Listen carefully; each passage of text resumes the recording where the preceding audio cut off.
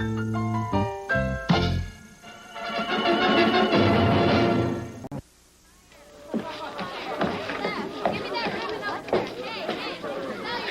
arm. Here you go. Hurry up, Heather. I gotta meet Marvin. I can't believe you're going to the homecoming dance with him. He's a little nerdy, isn't he? He's not nerdy. He's just smart. He's got dandruff in his eyebrows. That's eczema. And besides, you're just cranky because you don't have a date. Didn't anyone ask you? Well, sure. I mean, there was interest. Okay, so I'm going through a dry spell. Where's the head? Down at the end of the hall next to the water fountain. The head of the statue? Oh. Well, if you ask me, Heather, you're much too choosy. Maybe. But I'm still young enough to believe there's a Mr. Right. Sure, like he's gonna walk right up to you and say, hi. Hi. Looks like you lost your head. Like my psychology professor was saying, one of the reasons Carl Jung split with Sigmund Freud was over their different theories of dream interpretation. Hey, Kev, all I asked you was, what does it mean if I dream of dancing naked with Pee Wee Herman? Wesley, you weasel! Turn that thing off! But I'm trying to shoot a video for school. Not while I'm taking my bath! What do you know? They raised the Titanic. But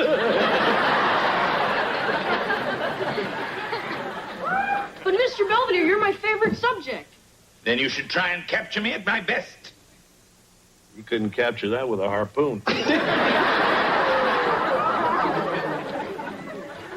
I've got a great idea. How about a Mr. Belvedere housekeeping video? We can show how you cook and clean and unplug the John and everything. I have honed my skills for decades. I will not have them trivialized. But this is just what the public is crying for. If the public is crying, it's because you're on the loose.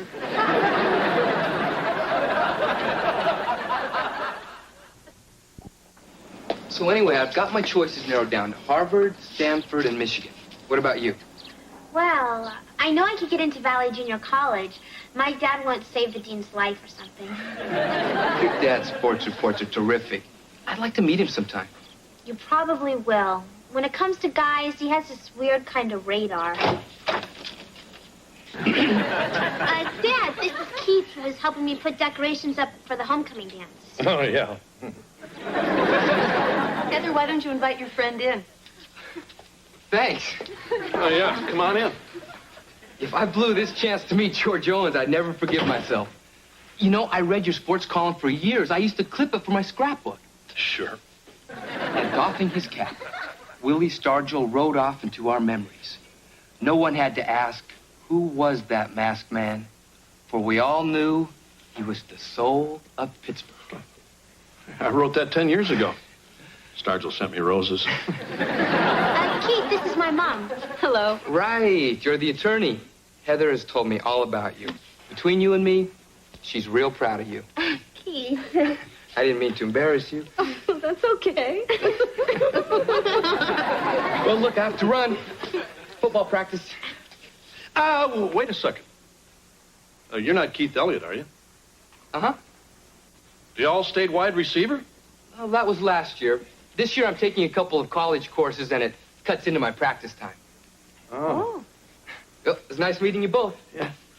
Hey, why don't you walk Keith to his car? Huh? Go ahead.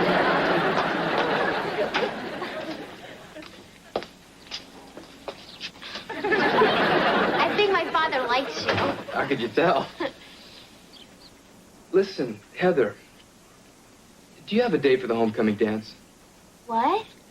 I mean, aren't you going with a cheerleader or something? I was, but we just broke up. Why don't you think it over? I will. I mean, I will go to the dance with you. Oh, God. Great. I'll call you later.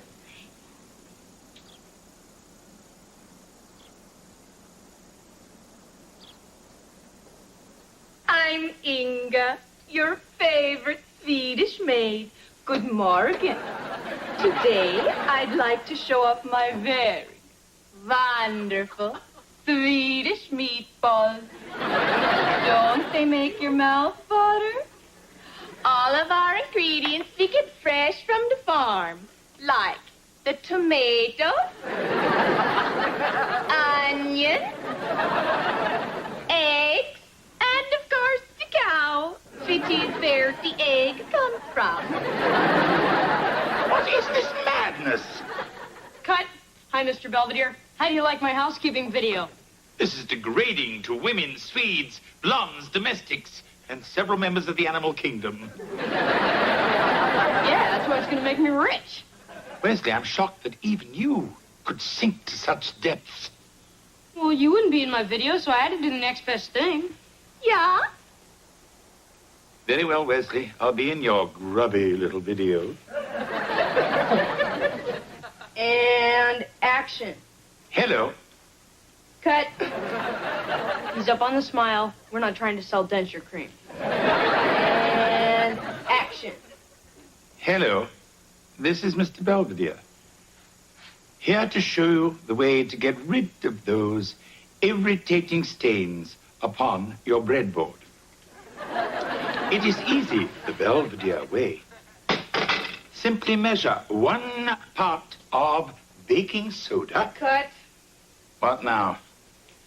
Snore City. Can't you jazz it up a little? What do you want me to do, drop my pants? Worth a try. This is insupportable. Okay, I take it back. You can be as boring as you want. Oh, no, Wesley, I wouldn't dream of it. Huh? If it's show business you want, it's show business you'll get. Uh-oh. Hey, Kev, what are you doing here on a Friday night? Is there anything wrong with me wanting to spend some quality time with my family? Struck out again, huh? You must either be Keith or a singing telegram. Mr. Belvedere, right? The last I heard. Great to meet you. I'm here to pick up Heather for the dance. Hey, come on in, fella. Good to see you again, Mr. Owens. Call me George. George! I'd like you to meet Heather's brother, Kevin. Keith here is all-state in 3 sports. Got 1,500 on his SATs. Oh, come on. I'm sure Kevin did a lot in high school, too. I was lunchroom monitor for 3 years. Heather! Don't want to keep your date waiting! We're coming. There she is. Miss America. Dad. Don't mind him, Keith. Heather, you look beautiful. This flower doesn't do you justice. Oh, thank you. That must be Norman Rockwell. Help! What's the matter, Ange? Marvin is in the hospital. He was blowing up a balloon and he hiccuped and swallowed it. Now I don't have anywhere to take him to the dance. Oh, don't despair. I know someone who's free. That's very sweet, Mr. Billy Goat. But they'd probably think you were my grandfather or something. Not me, you ninny. I was thinking of Kevin. What? Oh, gee, Kevin, would you? I'd be really, really grateful. Look, I don't have a tux or anything. Hey, don't worry, pal. I got something you can wear.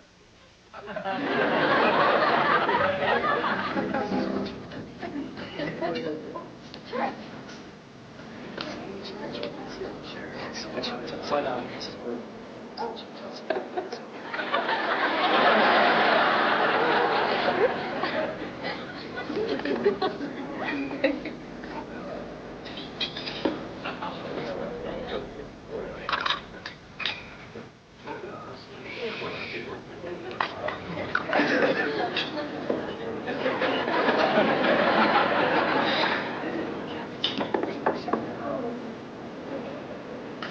You certainly dress the hell funny around here.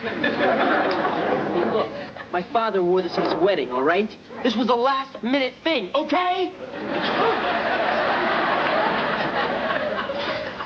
So you having a good time? I've had migraines that were more fun. Your perfume smells nice. Oh, thanks. My dad had it flown in from Paris. Well, I'm sure glad you didn't have a date. For once in my life, so am I. Where are we going? They're gonna announce the king and queen! good. Does this mean it's almost over? Come on, Kevin, you look adorable. I look like the Maharishi of Pittsburgh. Thank you, gods and goddesses. On behalf of the happy guys of Beaver Falls, who sponsored this year's homecoming jamboree and tire sale, I am proud to announce this year's homecoming queen and king. May I have the envelopes, please? I really hate this a lot.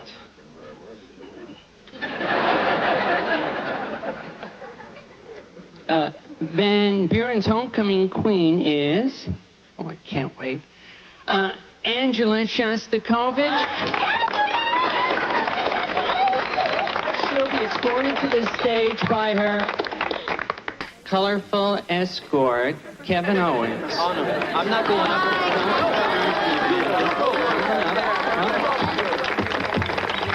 That's a good sport. I bet I know who the king will be.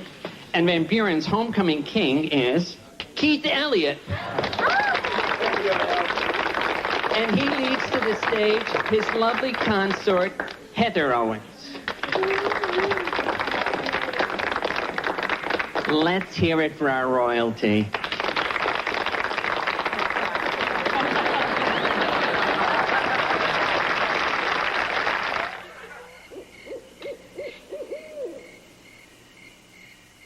I've never been up here before. The view is really beautiful.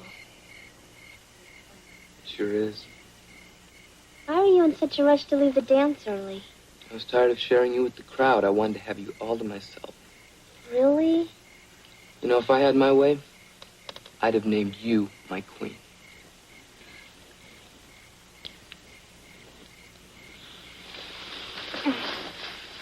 Keith, that's a little out of bounds. I like you, Heather. Well, I like you too, Keith. But I just met you. You feel something for me, you know it. Keith, I don't want to. You just need to relax. No, you need to cut it out. Stop it. I said no. No.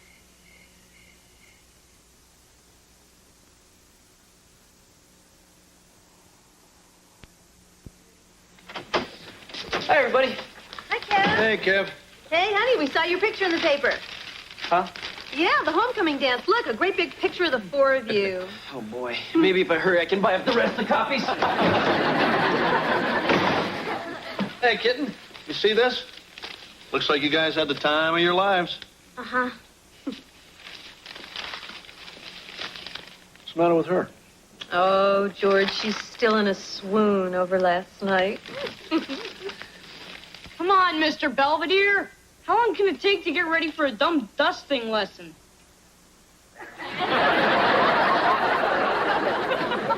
Mr. Belvedere, what have you done?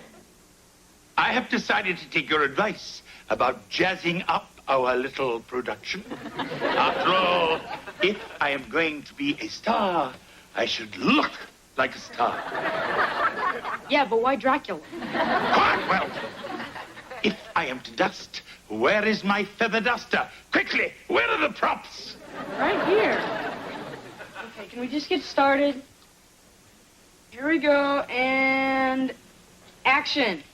Dust, you say? In the words of the immortal bard, whether 'tis nobler to dust the mantle or wipe it with a polished cloth.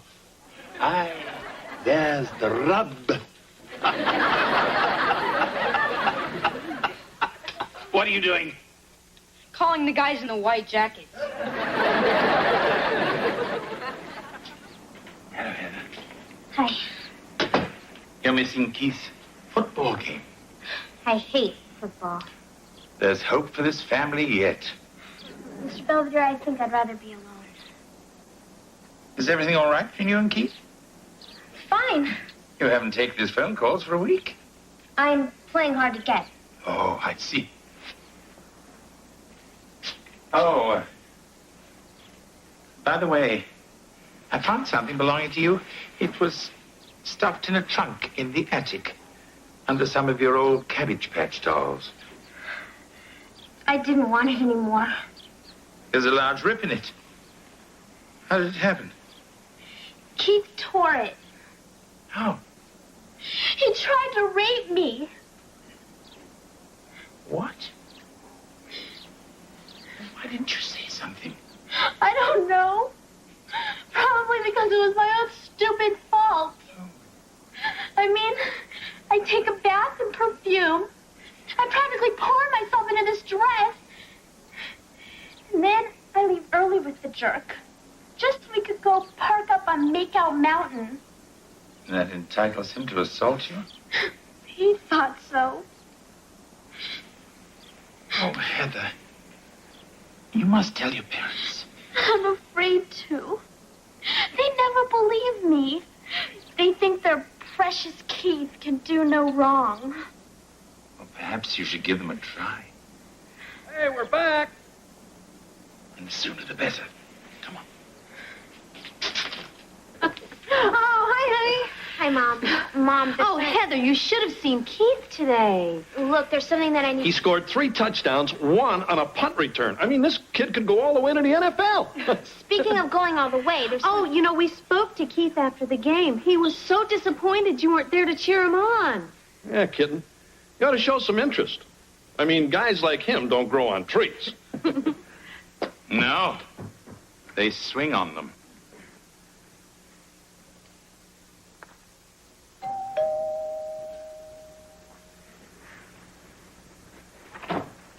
Hi, Mr. Owens. I mean, George. Hey, come on in, buddy. Hey, it's nice of you to invite me over to see your sports It's collection. a pleasure. Nobody else in this family appreciates it. Wow. A football signed by Terry Bradshaw. Yeah, he threw it at my head once when I called him Baldy. Keith, Hi, Heather. what's he doing here? I invited him. Why don't you sit down and join us, honey? Oh, no, thank you. Hey, come on, Heather. I haven't seen you for a long time. Gee, I wonder why. Hey, what's going on with you two? Oh, Heather, I managed to repair your dress. Look, you'd never know there'd been a huge rip down the front. What happened to your dress, honey? Why don't you ask Keith? What's he talking about? Beats me. You liar! You jumped on me and tried to rip my dress off. Hey, lighten up. The dress ripped while we were messing around a little. Messing around? Is that what you call trying to rape me? What? I can't believe she's saying this. I screamed at him to stop, but he wouldn't. Hey, girls never mean stop when they say to. You know that. Sure. Sure. Listen, kitten, would you excuse us 2 jocks for a minute? We need to have a little mano-a-mano time. Ow. You got it. Look, Mr. Owens. Shut up. Listen, the only reason you're still living is because you're not worth breaking an autograph bat over. Yes, sir. Girls never mean stop when they say to. Who taught you that, Freddy Krueger? I'm sorry. Sorry won't cover this one. Listen, cleats for brains. No means no. You got it? Got it.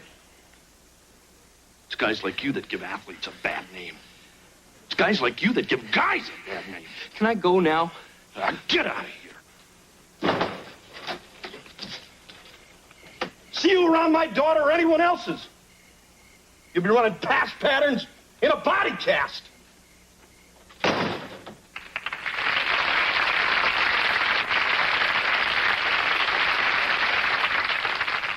Oh, honey, why'd you wait so long to tell us? I don't know. I was ashamed. I thought it was my fault. But you didn't do anything wrong. Thanks, Mom. Heather, we're your parents, and you can come to us with anything. Yeah, even if it seems like we're too old and dumb to understand. So are you okay? Yeah, I'm gonna be fine. Hey, Kitten, another thing I don't get. I mean, Keith's a pretty big guy. How'd you get away from him anyway? Well, Dad, I did what you always taught me to do. I kicked him where it would hurt most. Ooh, hey, that's my girl. Yeah.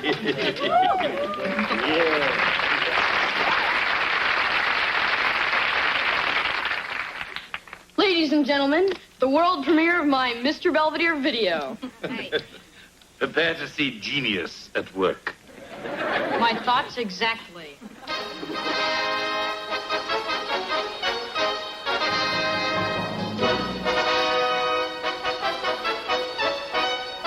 I'm Mr. Belvedere, here to show you how to get rid of those irritating stains on your breadboard.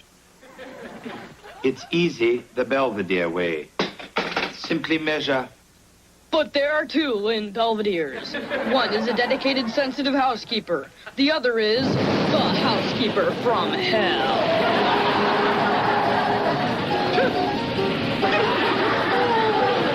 Who is he? What is he? Why is he here? Let's learn more about this larger-than-life housekeeper. Mr. Belvedere comes from an old, distinguished family. After spending several years in the armed forces, Mr. Belvedere made his triumphant entrance onto the North American continent. Mr. Belvedere is the perfect housekeeper. He tends gardens. He unplugs stopped toilets. And Mr. Belvedere makes friends wherever he goes. A hard worker, Mr. Belvedere cherishes his quiet, private moments. He's a great little dancer. And he's no slouch as a singer. But as talented as Mr. Belvedere is, he's decided not to do any more videos.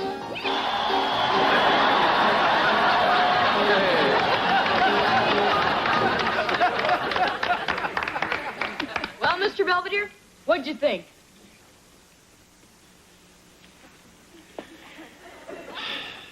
Not enough close-ups.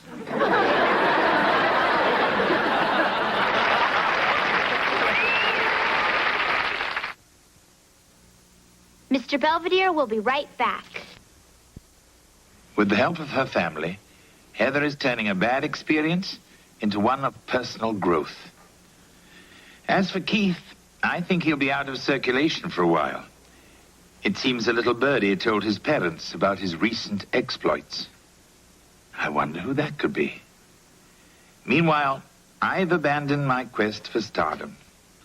I suppose I was a bit dazzled by the thought of my name and lights. Come in. Mr. Belvedere, could you turn this thing off? It's keeping me awake. Show business is my life.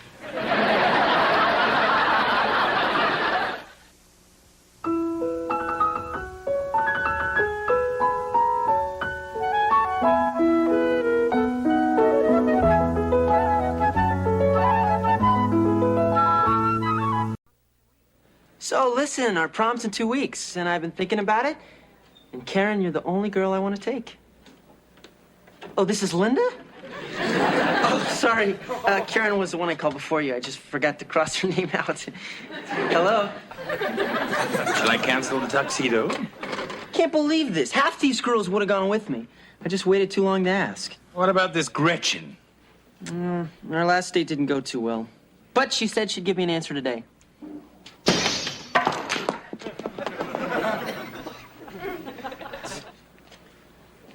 I think it's a no. Mr. Belvedere, Yeah? I've been rooked. Problem with your gardening? I did a real good job, but the Andersons won't pay me. Oh? Well, it's not my fault their lawn caught fire. I don't think the scorched earth policy was what they had in mind. I'm never gonna make enough money to get a new bike. Not with that attitude. The thing is, I'm real good at getting jobs. I'm just no good at doing them. Perhaps you should become a defense contractor. Come on, Mr. Belvedere, what am I gonna do? And the point is, Wesley, if you're smart enough to get the job in the first place, you should be smart enough to get it done. Hi, Wesley. Hey, Miles. So, you wanna go do something? No, but I think you do. All the help that we can get, according to our new arrival, life is more than mere survival. We just might live the good life yet.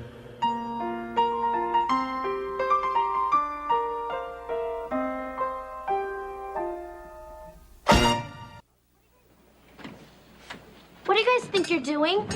Huh? The marriage counselor said you guys are supposed to relate, do more stuff together. We are. Yeah, we're ignoring each other. Oh, real funny, Dad. You keep saying junk like that, and you and Mom are gonna separate like you did before. No, look, honey, Come on, Mom. It's a beautiful day. You're gonna go out and enjoy it together. All right. Come on, Snookums. We'll be back in a couple hours. Where are you going? We have no idea. Bye. Oh, hi, Wendy. I brought over the notes for our chemistry final. Oh, great, thanks. You know, I don't even know why I'm bothering with this junk. I was already accepted to Pitt. Speaking of college, Stanford called. They want me too. Oh, that's great. But Wendy, California is so far away. Oh, please don't go. Huh? That's what you were supposed to say. Hey, come on, I'm gonna miss you. Look, I'm sorry. I shouldn't say things like that. It just makes things awkward. It's okay. So, got a date for the prom? Just kidding. No, I'm not. Do you? Hey, Mr. Belvedere, look at all the money I got. What was it? A Brinks job? Or did you knock off a convenience store? Nah, I mowed 4 lawns, cleaned out 2 garages, and pulled a tree stump out of the ground. Well, you certainly look none the worse for wear. Water! Here, Miles. Feeling better? See all the money we made? And you look as though you earned every penny of it. Speaking of which, Miles, here's your share. $3? But I did all the work. Yeah, but I'm the one who got us the jobs. That's the hard part. Wesley. Hey, I'm just kidding. We split everything 50-50. Right, partner? Yeah. Partners. I'm home. Hey, I saw that Mom was reading and you were watching TV. It's Love Boat. Okay. So, you want to go someplace or just sit in the garage like we did last time? Yes, ma'am. We can handle that. I'll send someone over as soon as I can. Thank you, ma'am. Another garage to clean out, Wesley? No, cesspool. I'll just tell Miles it's like a hot tub. Where do you get all these jobs? Oh, I had these business cards made up, and I put them in everybody's mailbox, see? W&M Limited. We'll do anything for money. W&M. That's Wesley and Miles, get it? Very clever. The trouble is, I'm getting more work than Miles can handle. Unless he starts working nights. You come up against the classic business problem, a labor shortage. Oh, yeah? The point is, you've got more jobs than you need. So find friends who need jobs. Hey, I'm glad I thought of that. Yeah. Tony, I got some yard work. Betty, babysitting. Ray, got a pool for you to clean. Hey, Walter, you know anything about stained glass repair? So fake it. Yes, sir. Thank you, sir. Bye. 2 more jobs came in. Oh, yeah? Yeah, some lady wants her dogs walked in. Mr. Ryan wants his lawn fertilized. I think we can consolidate these. Thanks. Boy, we sure did good today. We'll do even better tomorrow. Huh? Tomorrow's Sunday. So? So I thought we'd go mess around or something. Miles, IBM didn't get where it got by messing around. We gotta take a day off once in a while. There's more to life than making money. Miles, I think we better talk.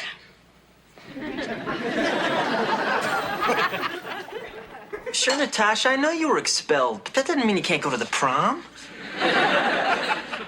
No, I understand. Yeah, I wouldn't want you to violate your parole either. Getting a little desperate, are we? Forget it. There's nobody. Hi, it's just me. I forgot my chemistry book. Don't worry, I know where it is. Wendy looks rather radiant today. Yeah, well, I think she's got high blood pressure. Hey, I know what you're thinking. I don't have a date. She doesn't have a date. She's going away to Stanford. I may never see her again, so why not, right? Get it? Got it. Good. Oh, hey, Lindy. Listen, I've been thinking about what you said about going away to college. Yeah? So if you don't already have a date, I'd like you to go to the prom with me.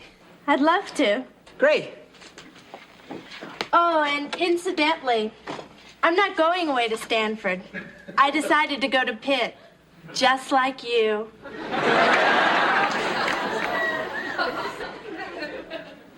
Oops. We're back. Hey there. Hi. Are you a friend of Wesley's? No, I'm one of his employees. But I've got dibs on the next job. So there. Are you looking for work? What's going on? I thought Westman and Miles were just cutting grass. It seems that W&M Limited have become a major conglomerate. I hope they're not getting carried away. Hey, I think it's a good idea. Teach the kid a little responsibility and show him how the real world operates. It's nothing personal, Miles. It's just business. You understand, don't you? Yeah, sure. I guess so. See ya. What's with you and Miles, honey? Nothing much. I just sort of squeezed him out.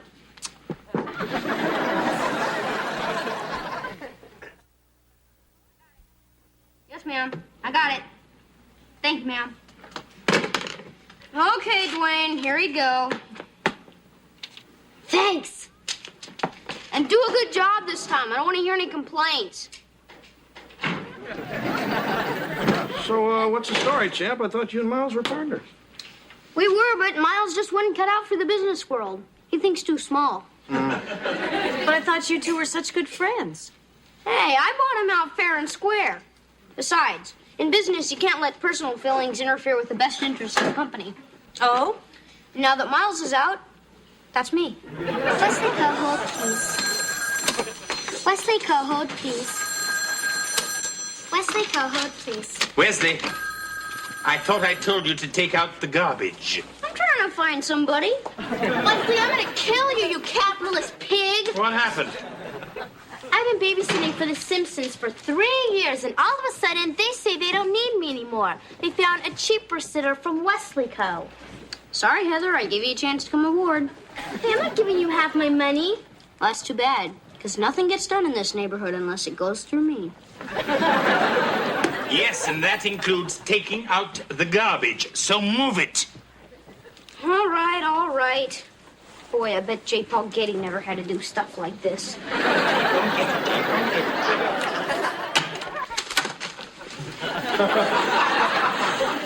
It's okay, it's just me. Oh, good.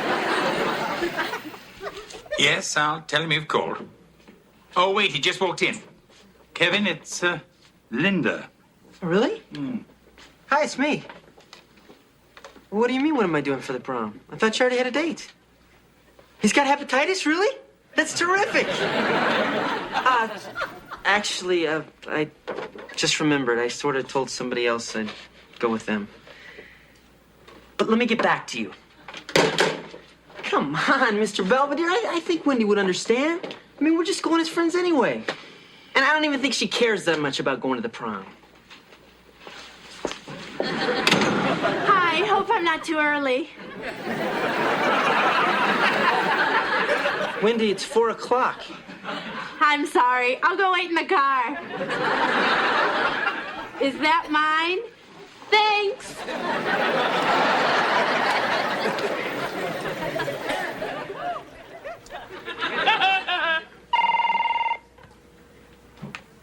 Yeah. Mr. Belvedere to see you. Send him in. Thank you for seeing me without an appointment. Gold's up. You caught me in a good mood. I'm so glad. So, what can I do for you? Well, Wesley, pardon me for asking, but haven't you made enough money to buy that bicycle yet? I don't want a bike anymore. I'm thinking about a Mercedes. Well, of course, it's very nice to have a lot of money, but aren't you losing sight of some of the more important things of life? Oh, yeah? Like what? Oh, such as friendship, loyalty, simple common decency. Look, I'm sorry about Miles and Heather, but there's nothing I can do. And what about your employees? I think they might appreciate shorter hours and more pay.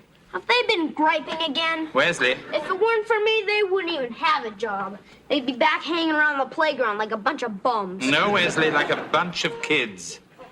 Yeah, well, I'm through with all that kid stuff. Right now, it's just cutting grass and walking dogs. But pretty soon, it's going to be vending machines and fast food and miniature golf and a casino. And then what? Extortion and racketeering?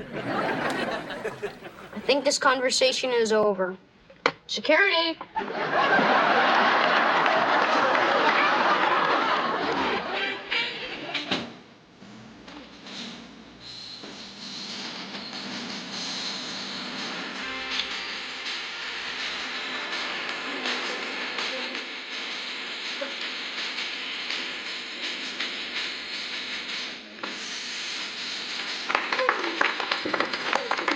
You're a pretty good dancer. What I lack in metabolism, I more than make up in rhythm.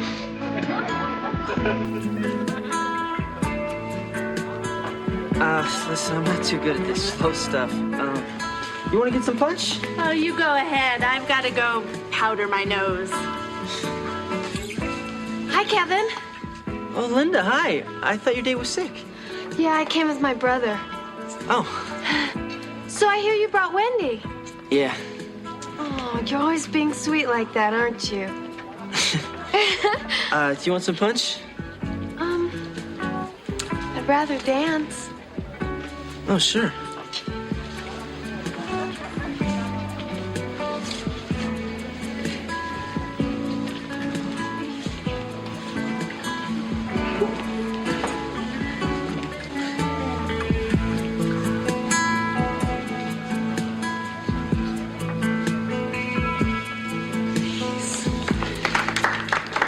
Thank you for the dance. Sure.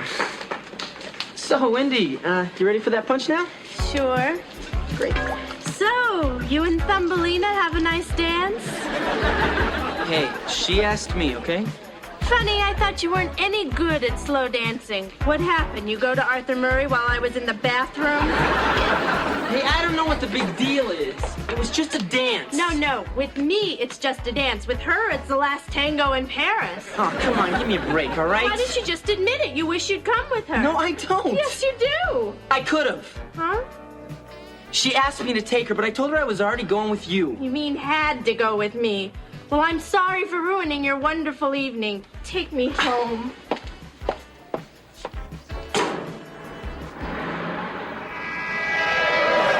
you driving a little fast? You said you wanted to get home? I'm getting you home. Look, if you just slow down a little, I'll be happy to jump out. Then you can go back to your precious Linda. Hey, I'm not going back to the prom, all right?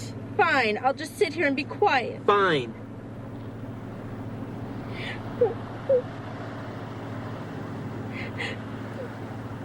There's some Kleenex in the glove compartment. I don't need a Kleenex. I need a donut. I eat when I get upset. Just hang on. I think there's an all-night bakery coming up. What happened? Why are we stopping?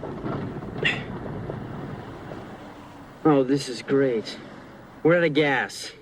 That old trick. I know. So now what? I don't know. Well, I suppose I could get out and push. Look, I'll just go back to that gas station. It's closed, but there must be a payphone. Sure. Now what's wrong? Nothing. It's just that you wouldn't be in such a big hurry to leave if it was Linda sitting here. Oh, Wendy, please. No, I must have pictured this night in my head 100 times, and it always ended up just like this. Except I wasn't crying and you ran out of gas on purpose. Come on. I'm sorry. I always get carried away thinking you might actually like me a little. I do. No, you don't. I do. I like you a lot. Yeah, because I'm someone who takes good chemistry notes. That's not true. I like being with you. You're smart and funny. If I didn't mention that before, you look real pretty tonight. You're right, I do.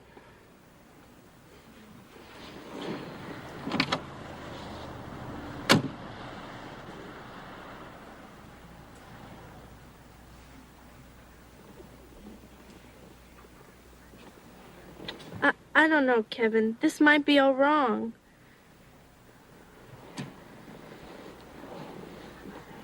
But what the hell?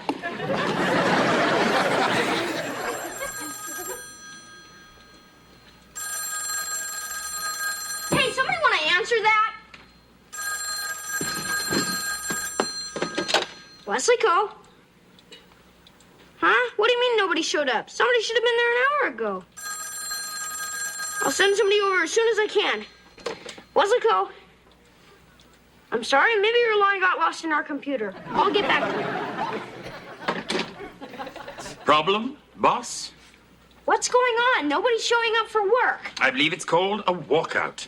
Huh?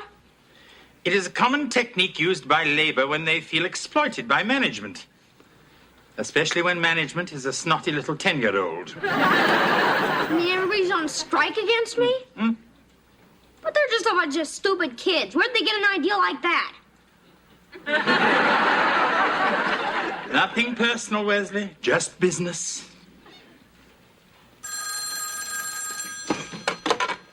Wesley Cole, hold, please.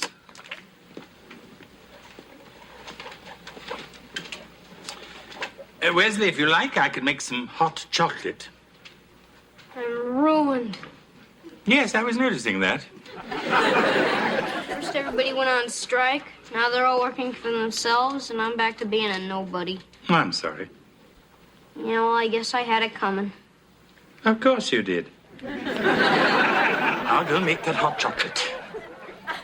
Hey, Wesley. What are you doing here? You come to gloat? No, I came to show you my new bike.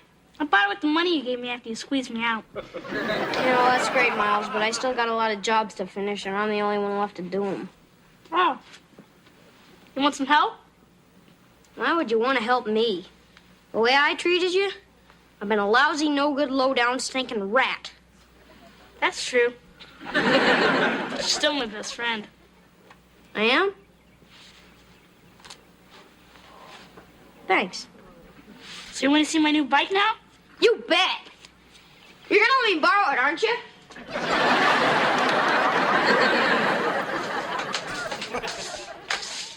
Hi. Oh, hi, Wendy. Mr. Belvedere told me you were out here. Yeah, just doing some yard work. Anyway, I found these books you loaned me, and I wanted to return them before I forgot. Oh, thanks. Oh, and here's your bow tie, in case you were looking for it.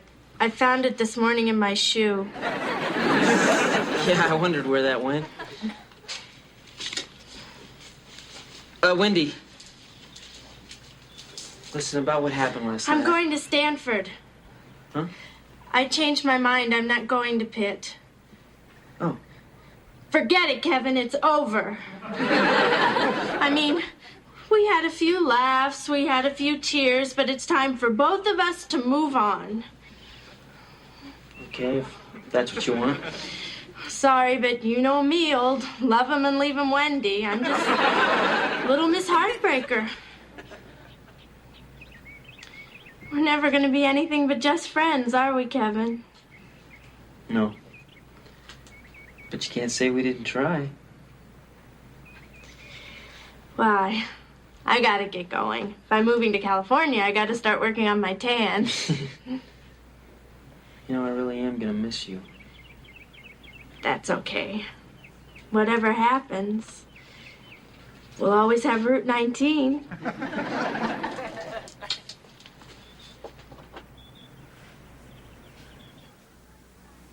Oh, real funny, guys. You want to keep joking around, go ahead, but don't blame me when you wind up in divorce court. Did you hear something?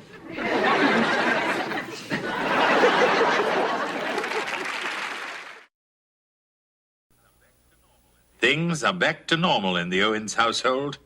George and Marcia are lovers, Kevin and Wendy are friends, and Wesley's back to being whatever the hell he is. I'm still not sure.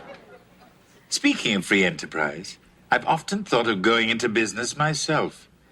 My only problem is I'm not quite sure what to sell. My advice or my chocolate chip cookies. I've been told both are worth their weight in gold.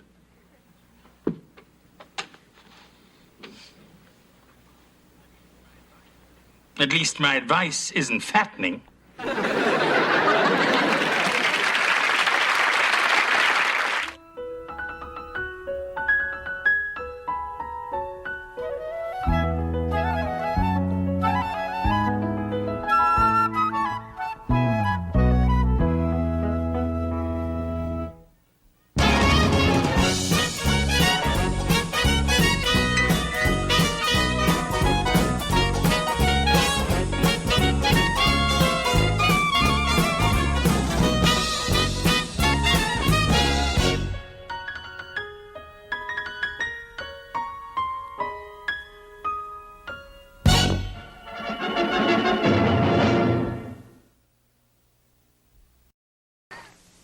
Next, See, Leslie, don't go with him.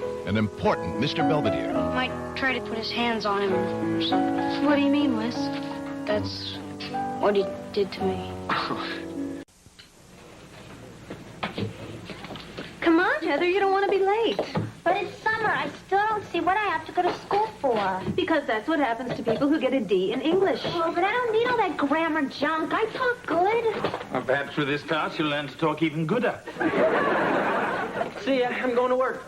I thought you didn't have to be there till noon. Yeah, well, starting today, Mr. Klutz is open for breakfast. It is? Yeah, we've been getting killed ever since Schnitzel World started its wiener in a waffle. Oh, and what are you serving? Beaks Benedict? Kevin, might you drop me at school so I shan't be late? How is that? Much gooder.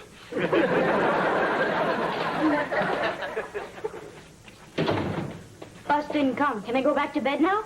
It'll be here any minute. You get back out there. I don't see why I have to go to some stupid day camp anyway. Rather go to summer school with Heather.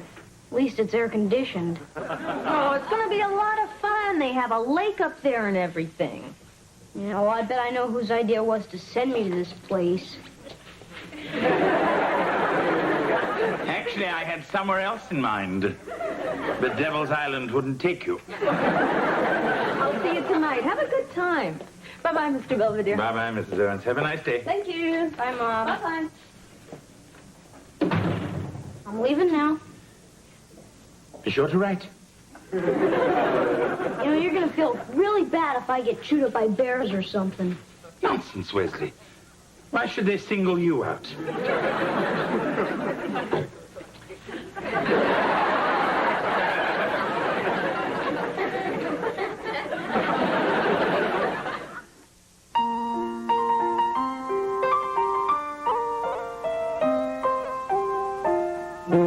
Streaks on the china, never met her before. Who cared when you drop kicked your jacket as you came through the door? No one glared, but sometimes things get turned.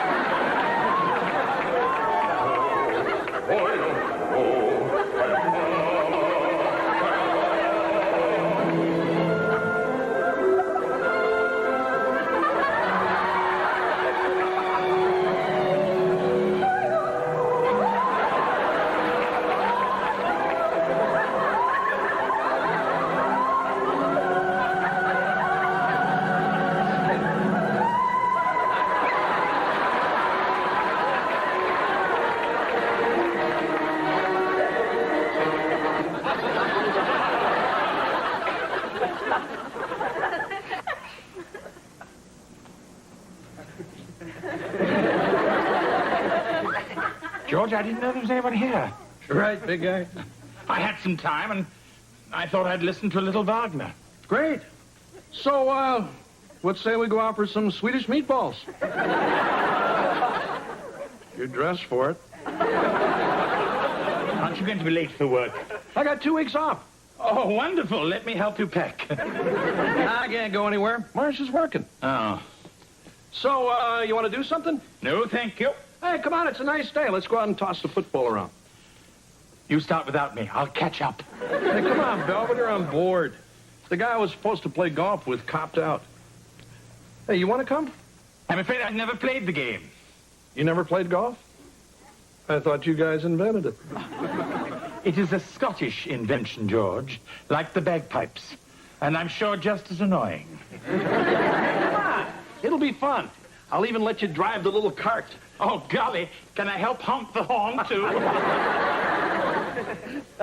You see, by weaving the different colored strands together, you can make many wonderful things, like a keychain, or a bracelet, or even a belt. We don't have enough stuff to make a belt for her. Now, has anyone ever worked with lanyards before? Oh, yes. I used to help my Aunt Zelda make things when I'd visit her at the asylum. When she got out, her keychain was a mile long.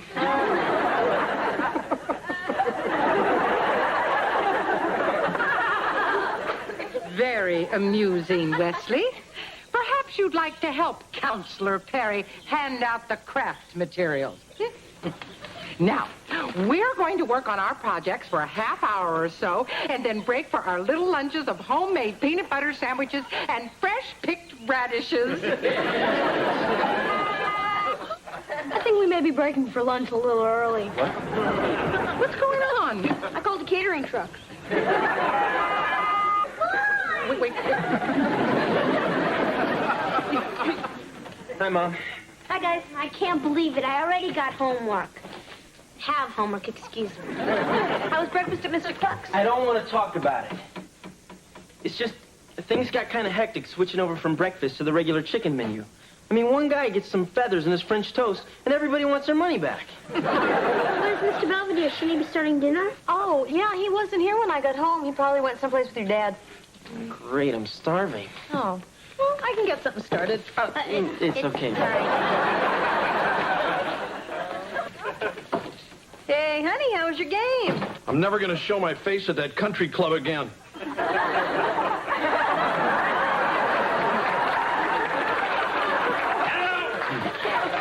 Did George tell you he'd drag me out on the links? I should have backed over him with the cart when I had the chance. He's a bit miffed because I got a hole-in-one my first day out. You did? Actually, it was rather a fluke. My ball got a lucky bounce off a gentleman on the green. Belvedere, I told you, you're supposed to wait until the people in front of you are finished. I yelled 5. It's 4. Oh, right. I'm going to go change. I'm sorry, George. I didn't mean to ruin your game. That's okay, Belvedere. I promise I'll do better tomorrow.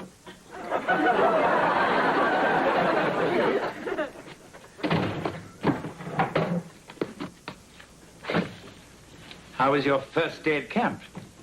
I take it you didn't burn the forest down? No, we got out the fire before it reached the trees.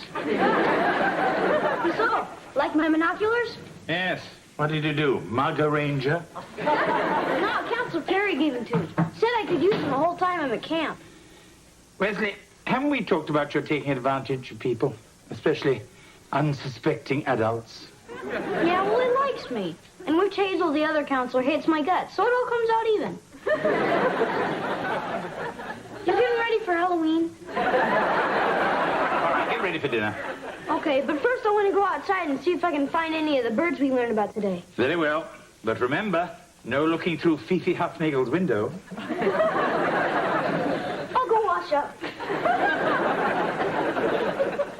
B-I-N-G-O, B-I-N-G-O, B-I-N-G-O, and Bingo was his name.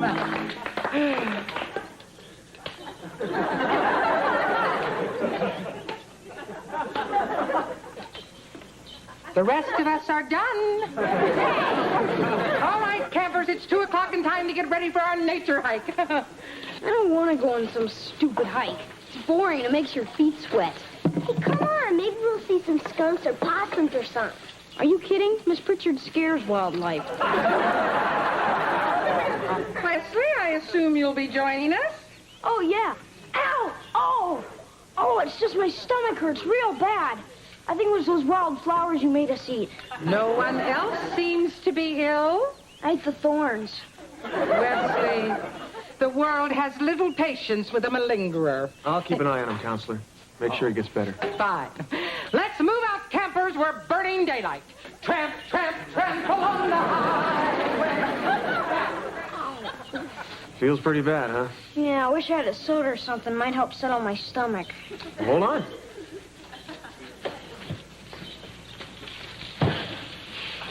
Whoa, does Miss Pritchard know you have this? Actually, they're hers. But we'll make this our little secret, okay?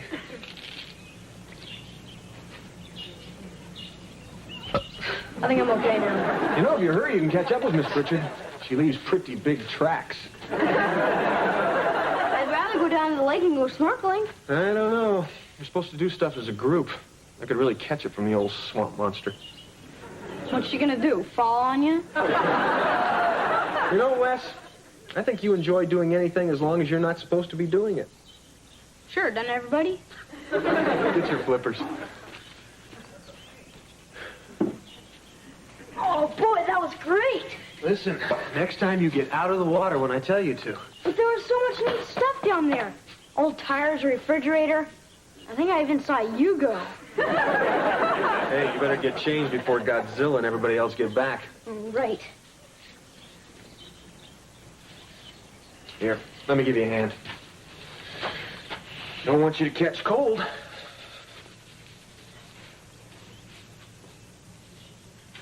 Whoa, getting goosebumps.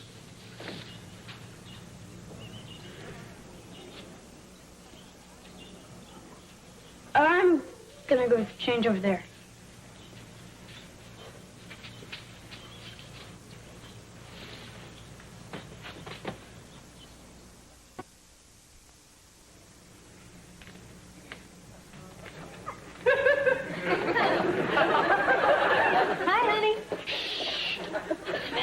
I'm going to the club. I don't want Belvedere to know. Anyway, it's his day off. I figured let him sleep. Good morning, George. Oh, Belvedere. I've been up since dawn practicing my putting and chipping. Perhaps we should play for a new lawn. I'll get my clubs. Actually, I was just putting these in the garage. I have to get to the station. Oh? I've got an exclusive interview with Honus Wagner, a great pirate shortstop. Ah. Why aren't you dressed, honey? You're gonna miss the bus. Can't go today, Mom. I got poison ivy. Ooh, you poor baby. Don't get too close, Mom. This stuff's contagious. Let me look. I've had all my shots. Ah, yes. That's definitely poison ivy. Fortunately, it's the erasable kind. All right, Wes, what did you do at camp? Nothing. That's easy enough to call your counselor and find out. No, don't. Then tell me what happened. I put a frog in some girl's shorts. I would have expected something more original. I couldn't find a snake. Listen, young man, you are going back to that camp and you're going to behave yourself, understand? Yes, ma'am. Okay, now we're going to divide into 2 teams, and each team must attempt to find as many of the items on the scavenger list as they can and bring them back to camp. I hope there's a fat lady on it. Okay, who wants to be a beaver with Miss Pritchard? Why? What are you going to do to me? Oh, very well then. All right, the rest of you can be cougars with Counselor Perry. Okay, let's everybody get their knapsacks and fill their canteens. Let's go.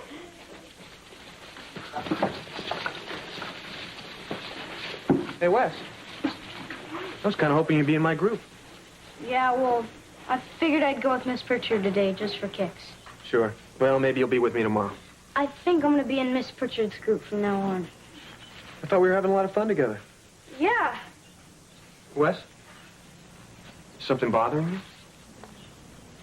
I mean, are you upset about anything that happened yesterday? I just didn't like that stuff you were doing. Oh. Well, listen. I tell you what.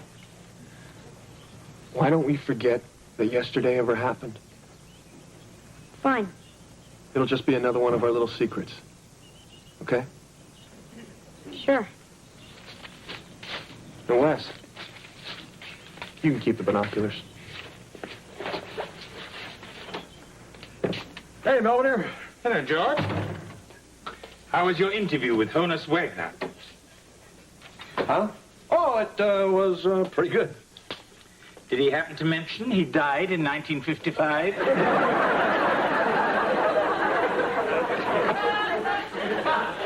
That's kind of a sore subject with him. Hey, Belvedere, I only played 9 holes. George, if you don't want to go golfing with me, just say so. Okay, I don't. Look, it's not just you're lousy and you keep hitting people. It's just when I go to the club, it's kind of my guy time. You know, kill a couple of brewskis, tell a couple of dirty stories, stuff like that. I'm a guy.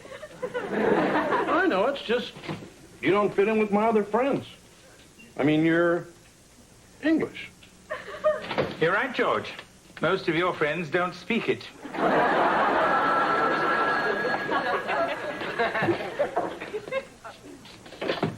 The Owens residence. Mary Poppins speaking. Oh, hello, Fifi. What's that? There's someone on our patio looking at you through binoculars. I am sorry. I'll put a stop to that. Wesley! Yeah, Mr. Belvedere? Weren't you on the patio? Huh? Hey, guys. I found these in the trash, but they work pretty good. Weren't those the binoculars your counselor gave you? Yeah. Well, it's not like you to throw a gift away. You usually hock it. Didn't want me anymore, okay? Wesley, have you had a falling out with your counselor, Perry? No. Well, it seems like there's something wrong. Well, there isn't. I'm just sick of the stupid woods and the stupid lake and the whole stupid camp.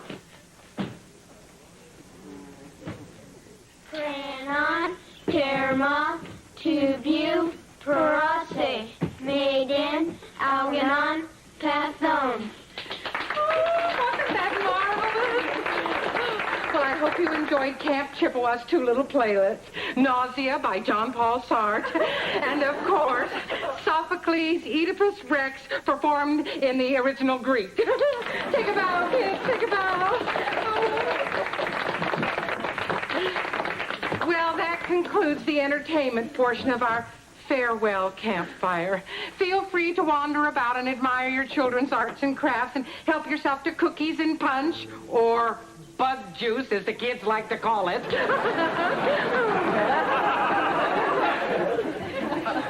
Hey, guys. Oh, honey, we really enjoyed you in your play. Yes, your acting in Nausea certainly turns my stomach. Hi, I'm Counselor Perry, and you must be Wes's parents. Hi, gee, we hope he wasn't too much trouble. No, we really enjoyed him. Hope he signs up for next year. Hey, how about that, champ? Somebody actually wants you back. Well, listen, I better say hello to the other parents. Very nice meeting you. See you, Wes. Yeah, bye. So, Wes, man, aren't you going to show us some of your crafts? Oh, right. They're on the table. I made the macrame handcuffs. Well, Counselor Perry seems very nice. Yeah, I guess. Wesley, what's going on? Nothing. I'm gonna go say goodbye to some of my friends.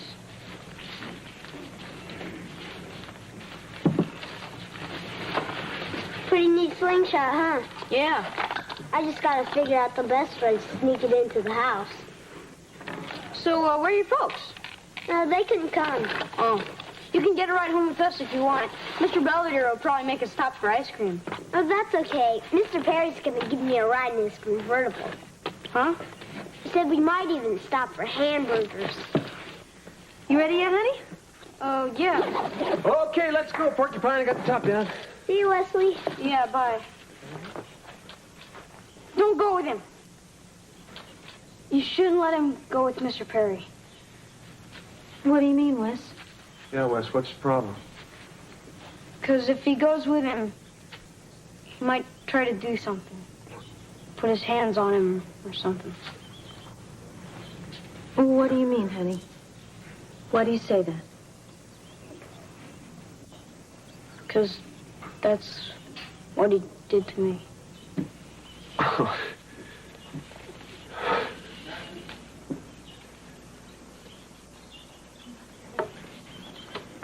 I see why they call this bug juice. Uh-huh. I spoke to the police. They said they'd like to talk to Wesley.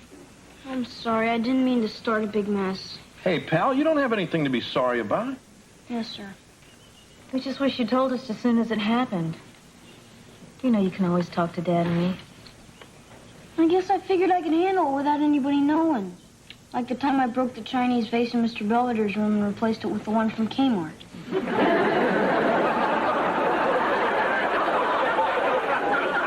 The thing is, you're always telling me that I take advantage of people. And I was sort of extra nice to him to get sodas and stuff, so maybe you should be mad at me. Look, you didn't do anything wrong. Do you understand that? You see, Wesley? It's not always your fault. Anyway, you said something when it counted. And you helped your friend Kyle. And that took a lot of guts. Now I'm proud of you.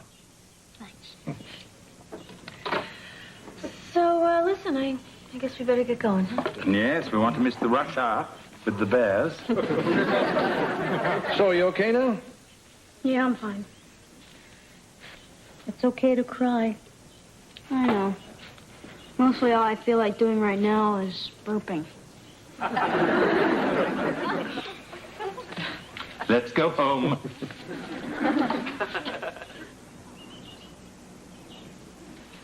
Hey, Mr. Belvedere. Good morning, Kevin. Aren't you going to be late for Mr. Clucks? I'm not going today. Oh, but I thought you were unveiling your new line of Mexican food. Yeah, I tried it last night. Ah, yes, Cluckito Burrito.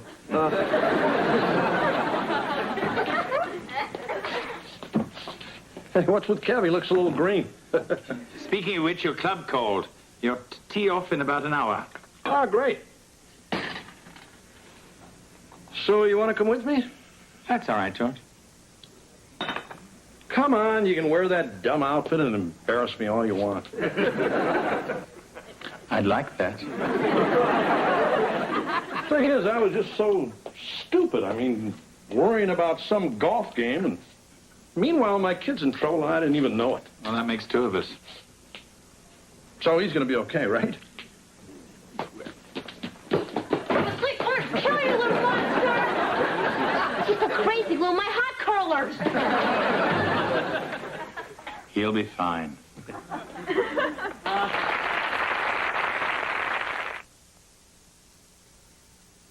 Mr. Belvedere, we'll be right back.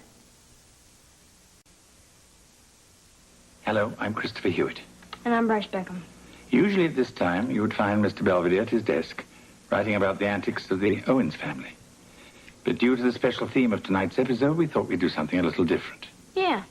We figured we'd talk to you kids and your parents, too, about something that's kind of hard to talk about. Tonight's episode about Wesley didn't really happen.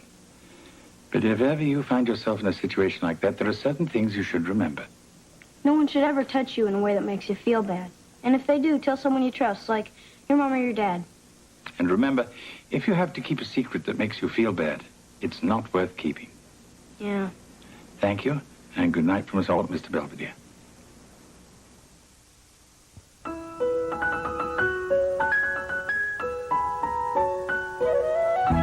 This is Dabney Coleman, a straight-shooting sports writer slap Maxwell. I've discovered what real balance is. I break new ground, they break my head. Slap Maxwell story, coming up next. Tomorrow, on a special edition of ABC's Wide World of Sports, the 114th Run for the Roses, the Kentucky Derby. Action begins at 1:30 Pacific tomorrow. Then on the Disney Sunday movie, Madison rescues a dolphin from a...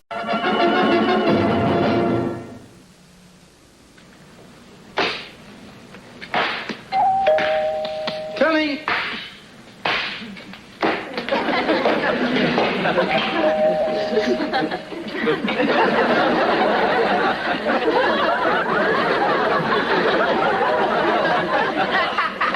Hey, Carl. What took you so long? Hey, I'm getting ready for our ski trip. Trying to perfect my form. So you don't fall off the ski lift like last year. Hey, I was stung by a bee. A winter bee. Whatever. This is a lot safer Ferrari Carathon? What? It's a contest at Custom Coaches. It's kind of like a marathon. See, everybody puts their hand on a brand new Ferrari, and then you wait. And the last one left wins the car. Carl, this is even stupider than the time you tried to fill up that Volkswagen with eggs. If I'd remembered to set the emergency brake, I'd be in Guinness today. Forget it. You're not going to talk me into this. Kevin, picture homecoming weekend. Picture an ocean of blondes clamoring for a ride. Picture me on fresh powder. Fine. Hey, break a leg. Bye, Mom. Heather, go upstairs and take off some of that makeup.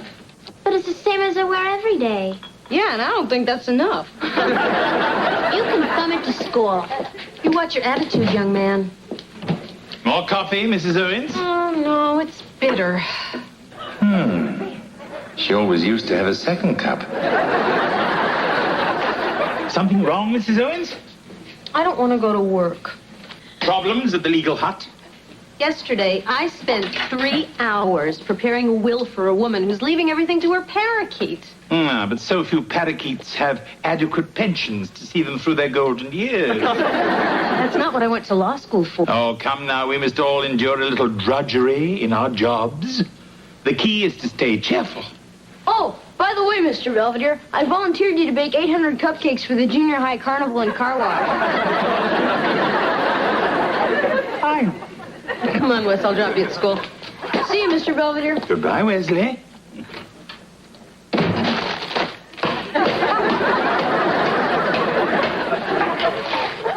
I forgot my lunch. I didn't.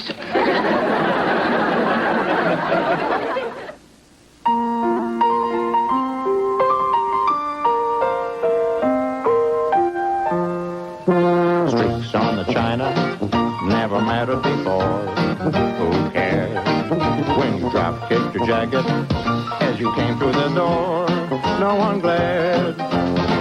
According to our new rival, life is more than mere survival, and we just might live a good life yet. Well? Huh? All right.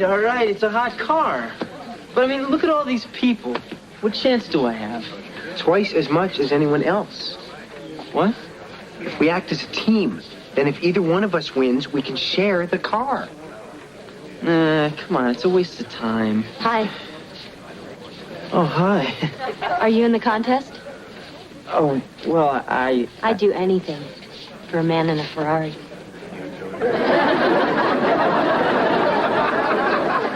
I want this car. Hello, everyone, and welcome to Custom Coaches Ferrari Carathon. Can't you just feel the excitement in the air? One of you is going to drive away in the creme de la creme on the road today. Huh? Oh, and here's a kiss for good luck. I'm not a contestant. Who cares?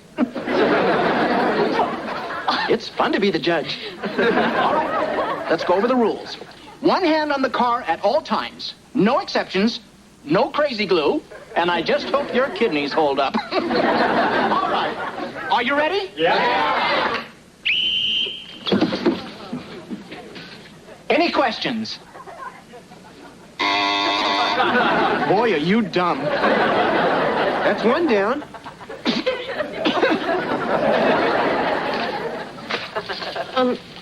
Mrs. Safarik, why do you want to sue the President of the United States? I ran out of cheese.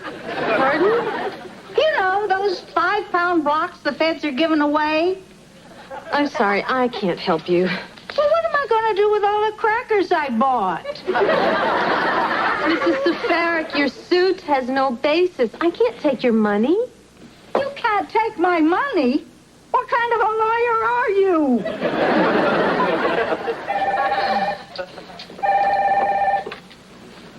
Legal hut, over 1 million served. Oh, yeah, Mrs. McAllister, I have your revised will right in front of me. Now, the fourth revision states that you want to leave all of your party dresses to your daughter, Cindy. Oh, I see. Now you want to leave them to your son, Amos. Yeah, the parents are always the last to know. Oh, you want to come in tomorrow with more changes? Oh, no. No problem. Number 68. Yes. Marcia, this is Mr. Hodnett. Hello, Mr. Hodnett. Could you please come to my office? Right away.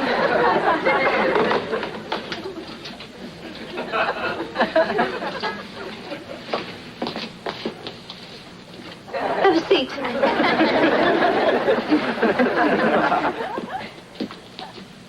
Hello, Mr. Hodnett. Marcia, I want you to know I've had my eye on you. Actually, both eyes. And I have some exciting news. They're transferring... Marcia? Mr. Hodnett, you were saying? They're transferring me to the head office. I'm moving up to the big time. Congratulations, Mr. Hodnett. They need people like you at 3 Mile Island. Of course, I will need a replacement to run this office. Guess who I have in mind? Hint, hint, hint. Me? Why, you are sharp. I don't know what to say. Oh, don't say anything. Look around you, lucky lady. All this is yours.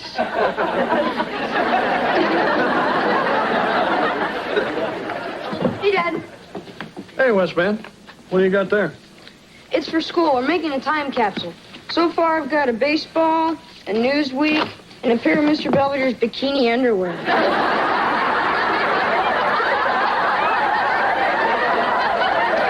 Hi, everybody.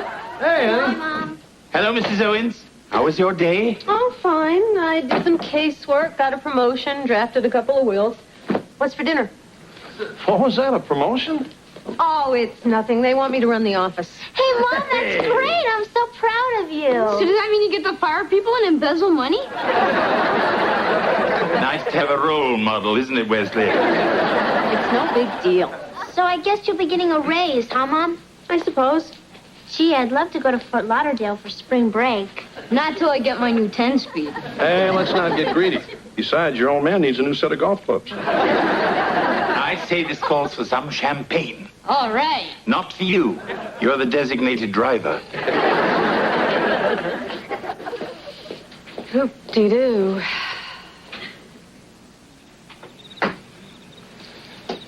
We missed you at your promotion party. Oh, no thanks. I don't feel like champagne. It's flat ginger ale. It seemed more fitting. Mr. Belvedere, what would you say if I told you that I don't want this promotion? I'd understand. You would? Of course. It's a new challenge, and you may not be feeling up to it. That's for sure. I remember when I was summoned to Buckingham Palace to serve the Queen. Up to then, I'd only served 2 Viscounts and an Earl. Not a very crisp parallel, is it? My point is, change is good for the soul. Yes, I guess it is. Of course. And if you put your mind to it, you can do anything you want. And I just may.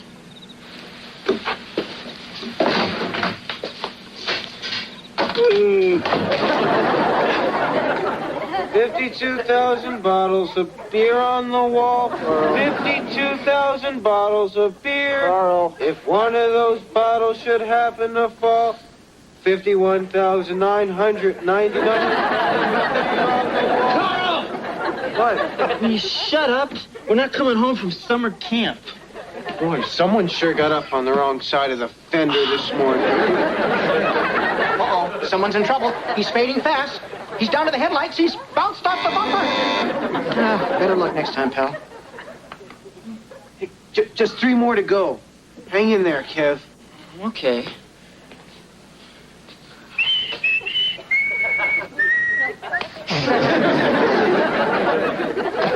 Good morning, Mr. Belvedere. Why was that? Hi, kids. school? Well, I got a D on my trig test. And I got detention for hiding in the towel basket in the girls' locker room. Oh, I've got the best kids in the whole world. Mrs. Owens, if you're trying to break the children's necks, could you let Heather go? Good morning. Honey, you just get better looking every day. Well, bye, everybody. What's with Mom? It's very simple. She's talked to me, and now she likes work again.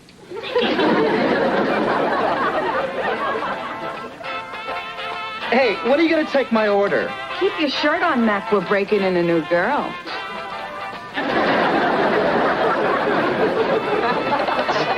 Hiya, cutie. Babs is my name and waiting's my game. What'll it be?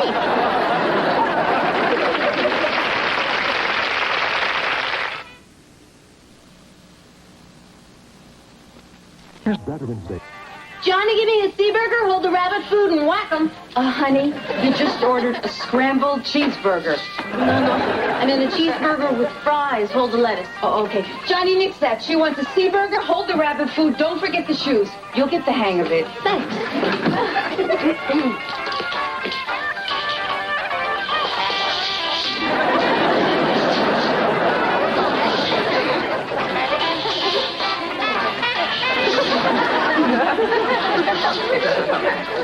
For the lovebirds on the house. Hey, Bab, they're playing our song. Move your button. Now don't go away. Lollipop, lollipop, ooh, lolly, lolly, lolly, lollipop, lollipop, ooh, lolly, lolly, lolly, lollipop, lollipop, ooh, lolly, lolly, lolly, lollipop. Call me baby lollipop, tell you why. Oh, Heather, you would have loved the late movie last night. There's this couple and they're in love and they're making out in the park. Then this monster comes out of the pond and squishes their brains out. Oatmeal, anyone? Morning. Hey, Good morning, Mr. Owens. Hey, Marsh. You up for a dinner and a movie tonight? Oh, I can't, honey. I have to work a double shift. A double shift at a law office? Oh, yeah, we're swamped. It's our deposition day's blowout. Well, gotta run. Hey, kids, you notice anything funny about your mom lately? Not really, except she's been acting kind of immature and wearing weird stuff and being sort of a ditz. Maybe she's pregnant.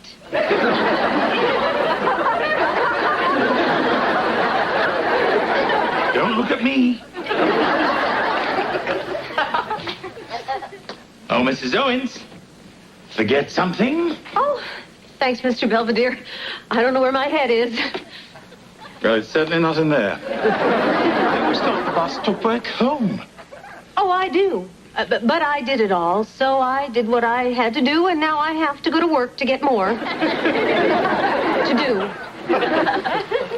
See ya.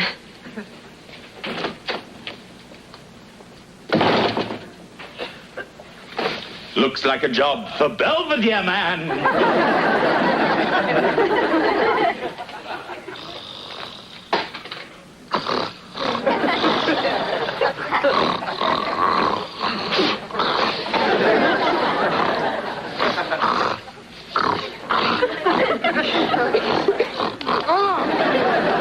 Where am I? Where no man has dared to go before. Now get off me. You know, you have an attitude problem. Oh, yeah? Well, you have a stink problem. You guys friends? We used to be. We were going to share this car. Not anymore. Hey, that is fine with me.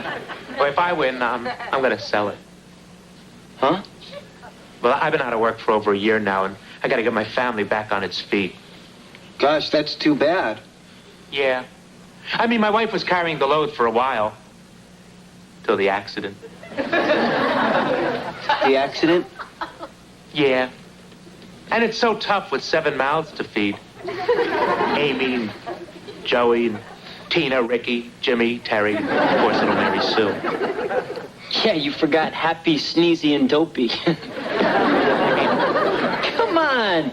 This is a snow job. You just want us to feel sorry for you. You don't have any 7 kids or a wife that's been in some big, tragic accidents. Joe! Joe, I finally found you. What are you doing here? Oh, honey, I wanted to surprise you. If I win this car, then we can afford your artificial hip. Who needs a hip when I have a man like you?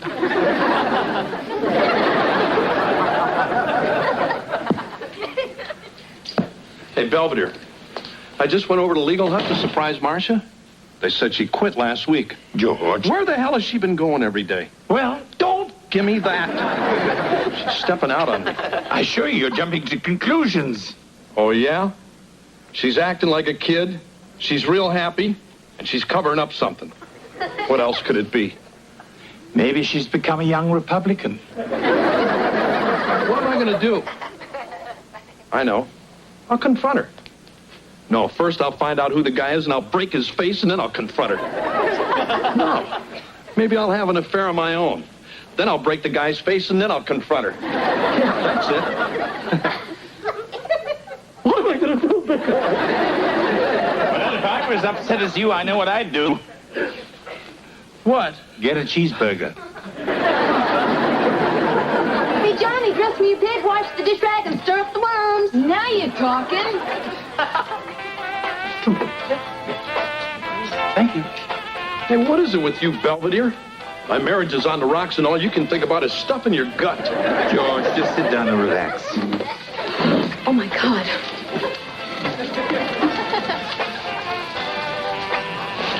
You know, this reminds me of a place I used to take Marcia when we were going out. She'd always order the meatloaf and I'd get liver and onions. How could it happen right under my nose? The Ringling Brothers Circus could happen under your nose. Oh, waitress, will you take our order? Hold your horses. Nice going, Babs. Babs? Well, hi, George. Mr. Belvedere. Can I tell you about the specials? Well, forget the specials. What are you doing here? I work here. Well, you're supposed to be a lawyer. I was. I mean, I am. But what happened to Legal Hut and your promotion? Haven't you ever worked really hard for something and once you've achieved it, it's just a big letdown? I have. It happened when I got to the top of Mount Everest and found a 7-Eleven. I'll be over there. George, I always dreamed of being a lawyer, defending the underdog, making people's lives better. But working at Legal Hut, that's not law.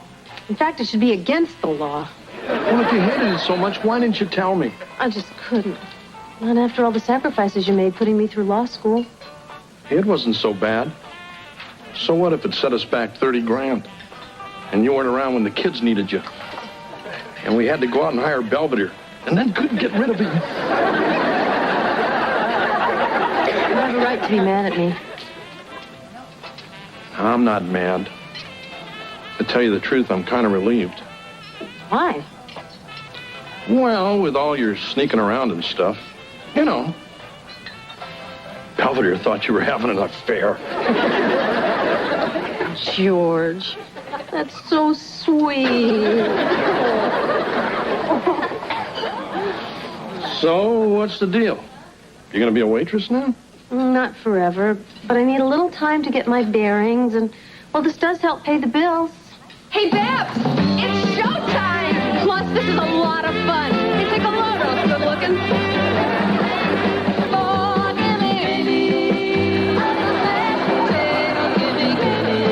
Come on and kiss me right. Baby, you're the greatest. So give me breakfast tonight. Now when the mashed potatoes finally through, there's lots of truly great things to do. Lots of loving, kissing, hugging. I wanna ride that gravy train with you. Give me mashed potatoes.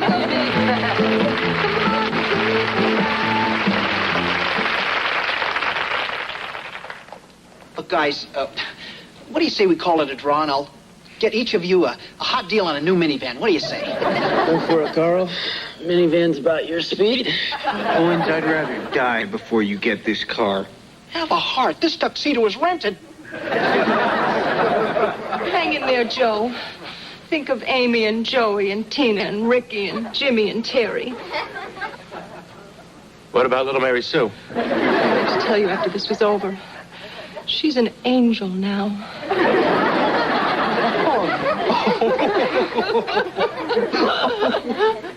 Kev, what if they're on the level? Who cares? Look at us. Huh? We've become animals. We don't care about anybody but ourselves. You're right. I'm so tired. I don't even know who I am anymore. You're still my best buddy.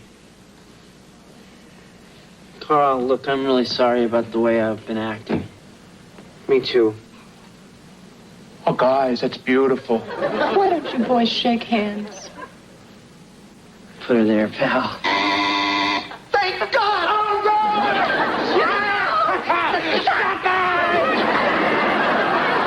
See how happy we made him?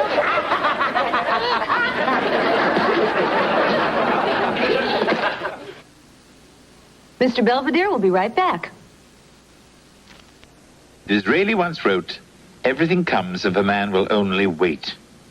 He obviously never tried to win a Ferrari. But Kevin is a good sport. And I'm sure he'll feel better about things in a week or two after he wakes up. Speaking of waiting, Marcia seems quite happy doing just that. At least for now. It might seem incongruous for a lawyer to find satisfaction as a waitress. But as I always say, whatever turns you on.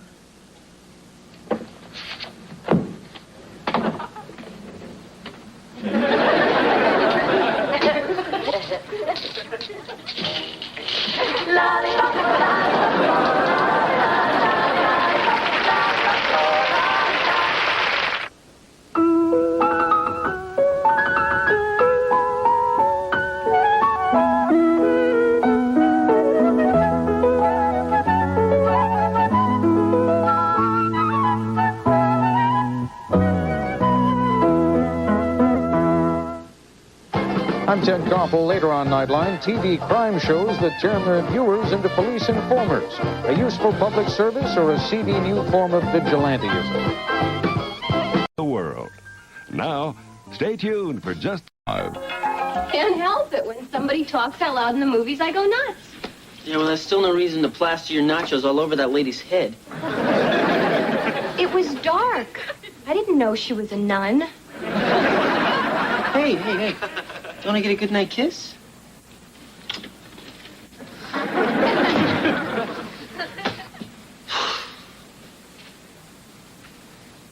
Hey, wait a minute. I live here. Hey, Case, I don't get it. I mean, we do have a relationship. We do? Well, yeah, I think we do. Why? Just because I've seen you in your Mr. Happy Face boxer shorts? Come on, Kevin, you're letting your imagination run away with you. Oh, did I imagine that moment in the movies when I passed you the popcorn? A little baby Colonel fell on my knee. You picked it up and ate it. Now, Freud would call that a sexual overture. That's just silly. I'm going to bed. Oh, yeah, well, what about when you tried to grab my milk duds? Good night. Snack tease.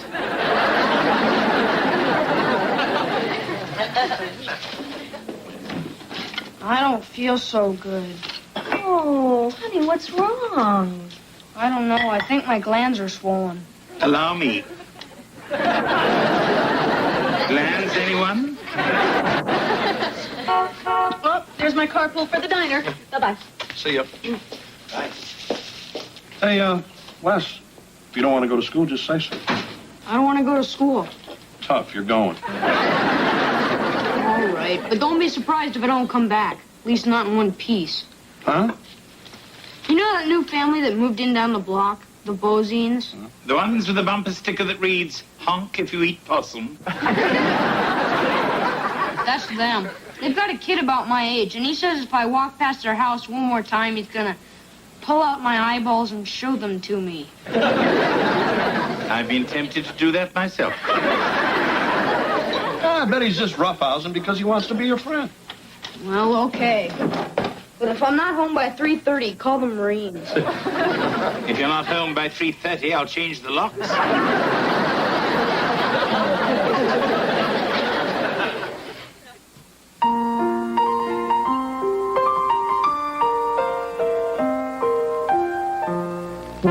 Streaks on the china never mattered before. Who cares when you drop kicked your jacket as you came through the door? No one glared. According to our new rivals, life is more than mere survival, and we just might live the good life yet. Kevin, I'm done with the shower. Well, I hope you left me a little cold water. Look, I've been thinking about what you said last night, and you're right. We do have a relationship. Or we should. We should? Uh-huh. I mean, I did move in here because we both needed a roommate. Right. But we've been living together for 3 months now. 4. Well, I guess the point is that, well, it was bound to happen sooner or later, so why not now? Why not? What now? This.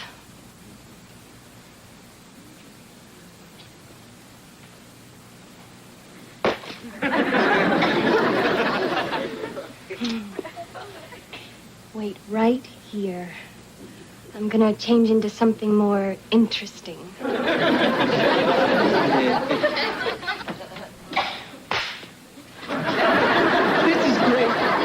So great. Casey can call in sick. Carl can take notes for me in class. We can hole up here for a week and just live on love. Must be the champagne.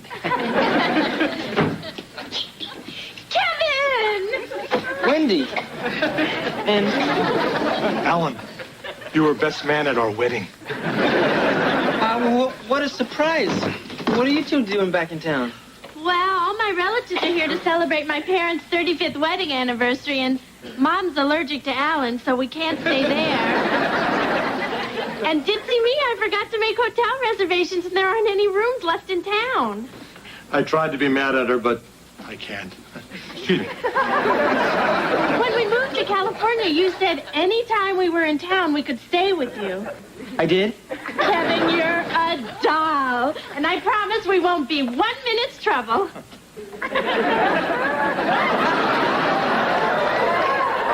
Okay, big boy, your wish is about to come true.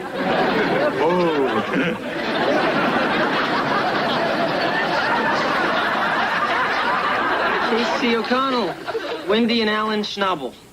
Kevin, you didn't tell me we were expecting company. And you didn't tell me you had a roommate. Such a skinny one. Well, I guess we all have a lot to catch up on.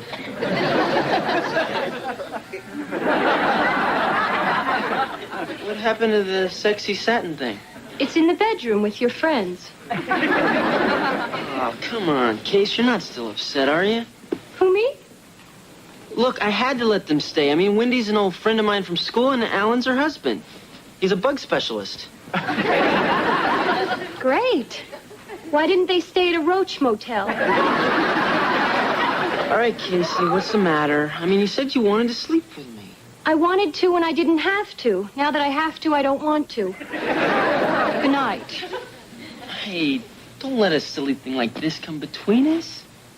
Come on. I bet they're asleep by now.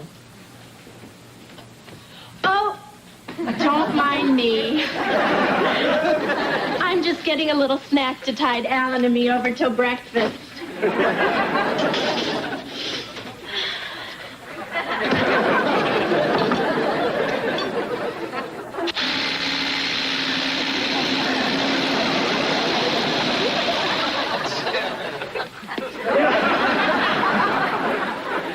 Help me. Somebody please help me.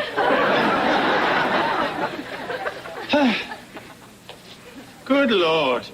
Wesley, what happened? This is all your fault. Mine? Yeah. If you hadn't sent me out for donuts, I wouldn't have walked past the new people's house and Jabez wouldn't have ambushed me. Jabez? Yeah, Jabez Bozine. His name was stitched on his overalls. I read it right before he did a clog dance on your donuts. Not my maple cream walnut roll. You must have done something to provoke the attack. I just walked past their house. That would have provoked me. Hey, wait a minute. This kid's older sister, Lulabez Bozine, is in my biology class. She seems pretty nice. Maybe we should go talk to her. Come on, Wes. Hey, wait a minute. Aren't you at least going to untie my arms? Perhaps for Christmas.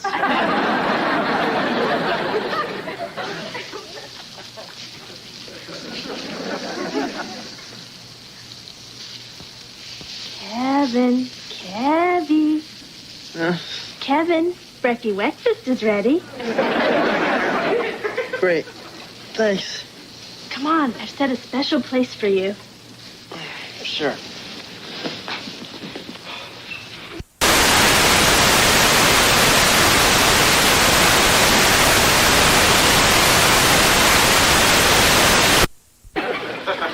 I've got to go to work.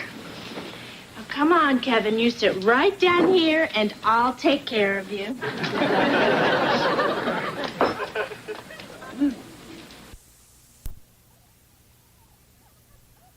Apron for briefs?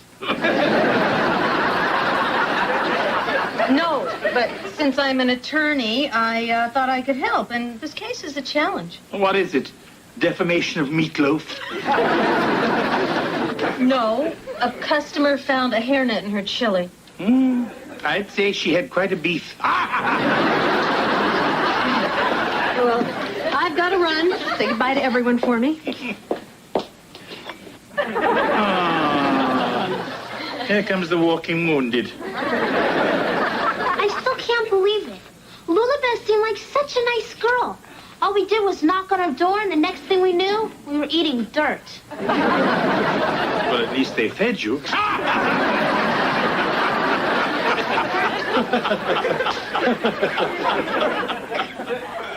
What happened to you two?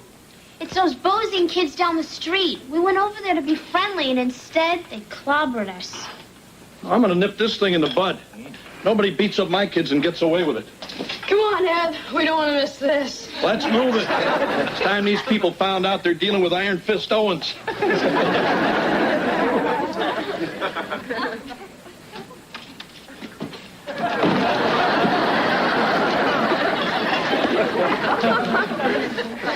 Iron Fist a little rusty?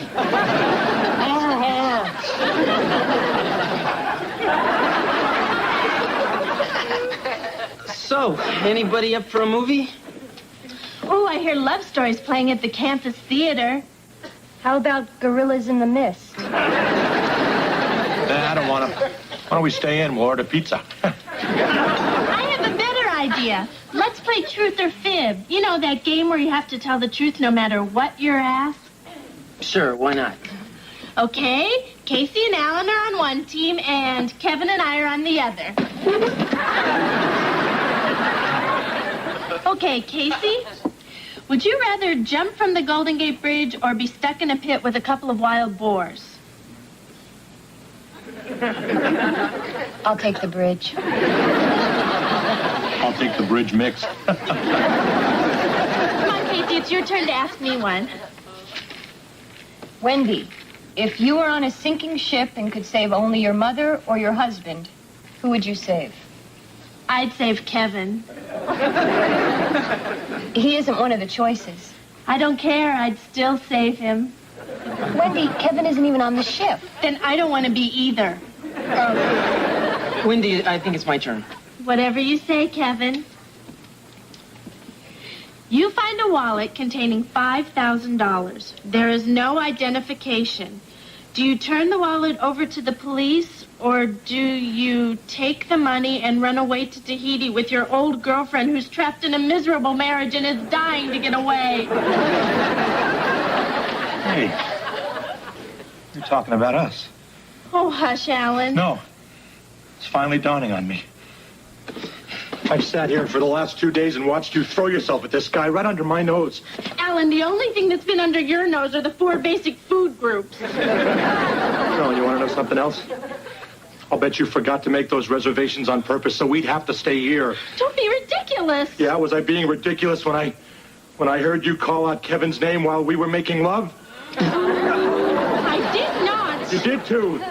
Both times. On our honeymoon and on Kevin's birthday. Well, that's it. You may not think I'm much, but I'll bet a lot of girls would kill for a guy like me. I'm out of here.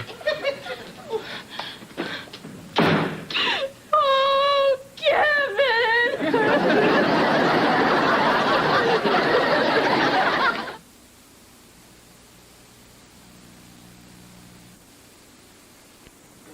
Wendy, I'm sure Kevin will be back with Alan any minute. I can't believe he left like that. I can. Look, I know it's wrong, but I can't help myself. I mean, Alan is great and we have a good life, but he doesn't have that wild animal man-boy thing that Kevin has. You know? No. I mean that Northwoods Timberwolf quality combined with that chocolate milk smell around his mouth. Is that what that is? Kevin, any luck? None. I went to every takeout joint and donut shop in town, and there's no sign of him. Saw Mr. Belvedere, though. God, what if something horrible has happened to my husband? How will I make it through the night?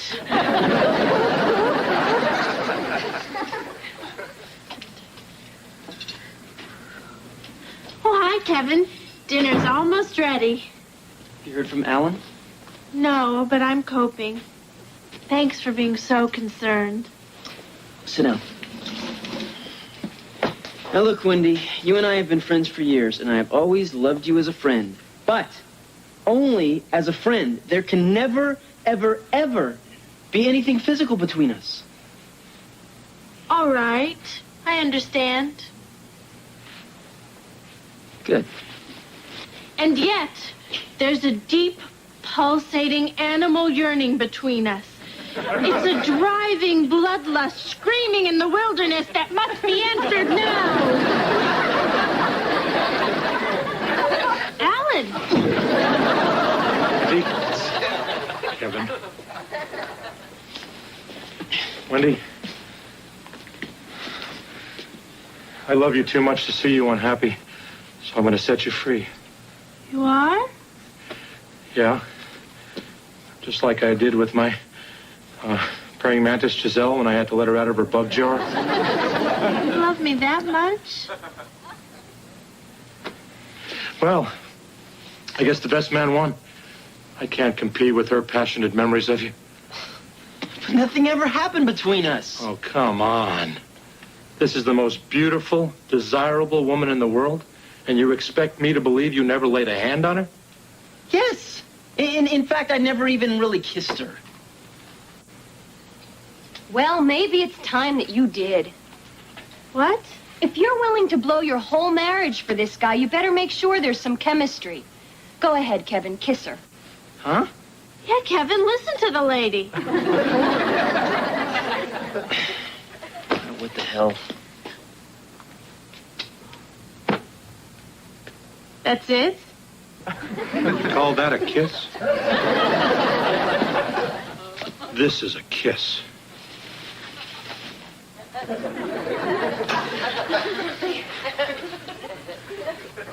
Oh, Alan.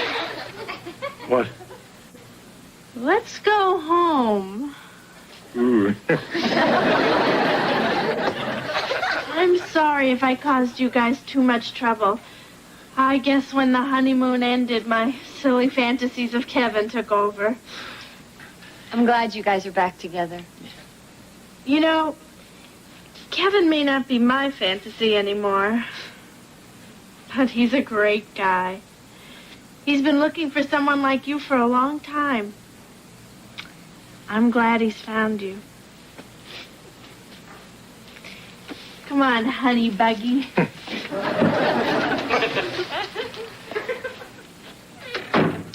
Well, I guess they really do love each other. Just like us. I mean, kind of like us. Sort of like us. Kevin, we have to talk. Oh, no.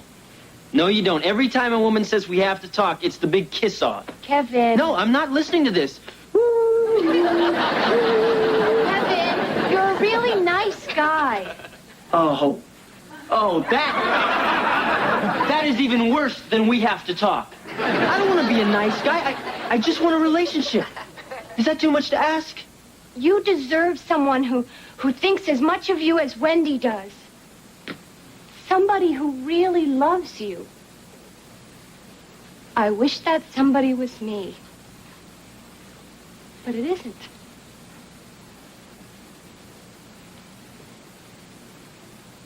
I see. Hey, come on, look at the bright side. I mean, at least I paid my half of this month's rent. Yeah, well, guess that's something.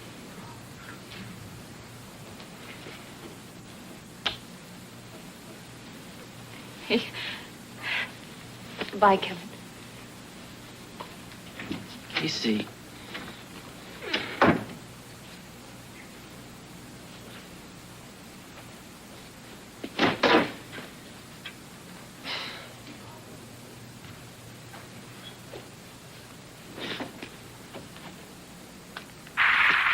If you'd like to be a guest on The Love Connection, please send a self-addressed stamped... Are you sure this powwow with the Bolzines is going to work, Belvedere? You can catch more flies with honey than you can with vinegar. Well, I say we put a landmine under the welcome mat. What makes you think they'll wipe their feet? Nevertheless, I have prepared a feast of shoot fly pie, possum tartare, and moonshine mousse. I'm sure they'll love it. Greetings! And welcome in the name of peace.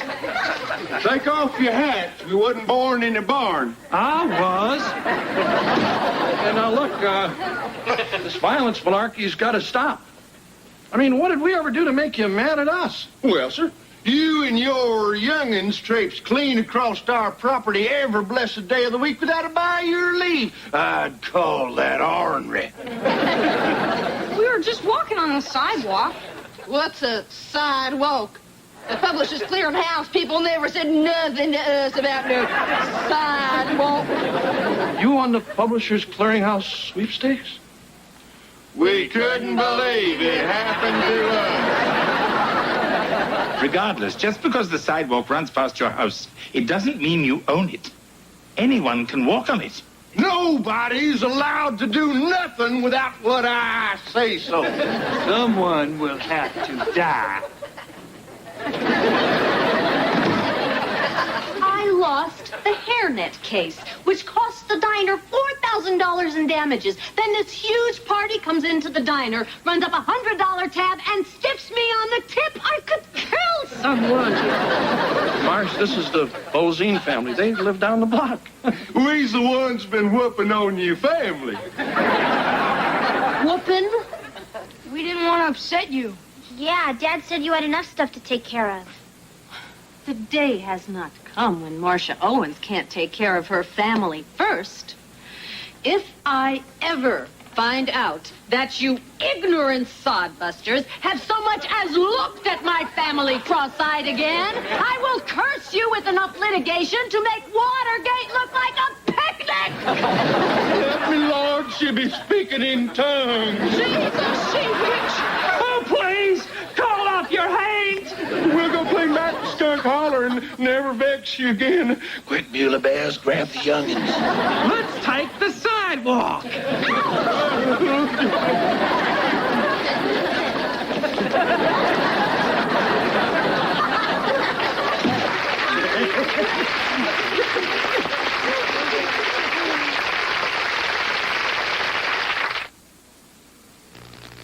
Mr. Belvedere will be right back.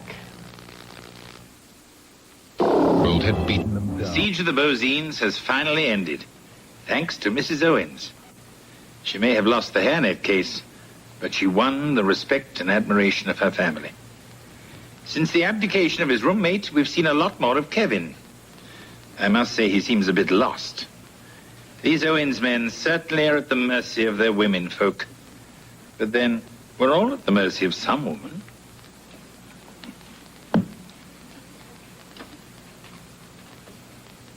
I love you, Mrs. Fields.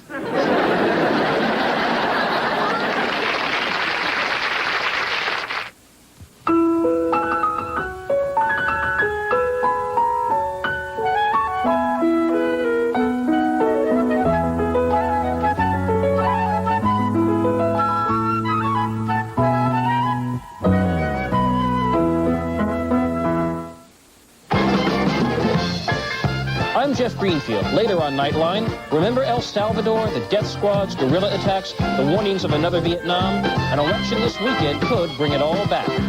Sunday at 7, join host Mary Hart as Great Circuses of the World presents the best from Brazil, Germany, and Luxembourg. Yeah, he's upstairs locked in his bedroom. Again? Are you sure? That's where the trail of crumbs stopped. You've been spending a lot of time up there lately. Mom, I know you're studying for your big final, but can I ask you one quick question? Sure, Ev. How do you know when you're really in love? Well, I mean, there's this guy, Eric, and he is really cute, and I really like him. But the thing is he doesn't even know I'm alive. Should I wait until he notices me, or go up and talk to him, or what? Honey, do you think we could talk about this tomorrow, maybe? Okay, I can wait. I'm the middle child. I'm used to it.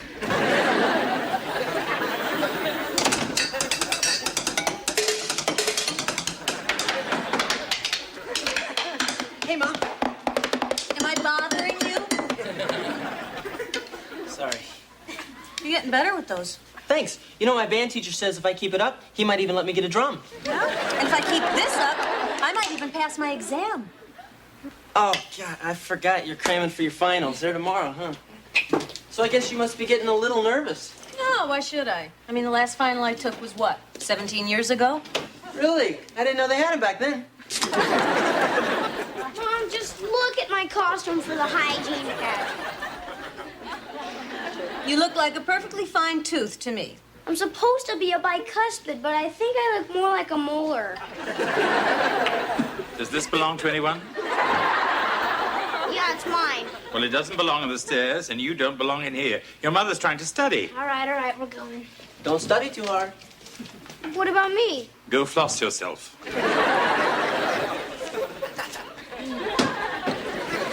I'm sorry, Mrs. Owens, and I apologize about the children.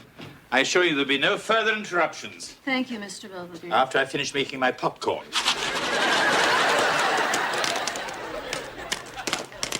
God, you haven't moved. A contract may be rejected by stated refusal, by implication via counter-offer, or by acceptance on a conditional basis. Would you like some eggs? No, thanks. That was a stated refusal. Now, if I'd asked for a waffle instead, that would have been rejection via a counteroffer. I see. Yeah, but if I'd accepted the waffle only if we had blueberry syrup, that would have been acceptance on a conditional basis.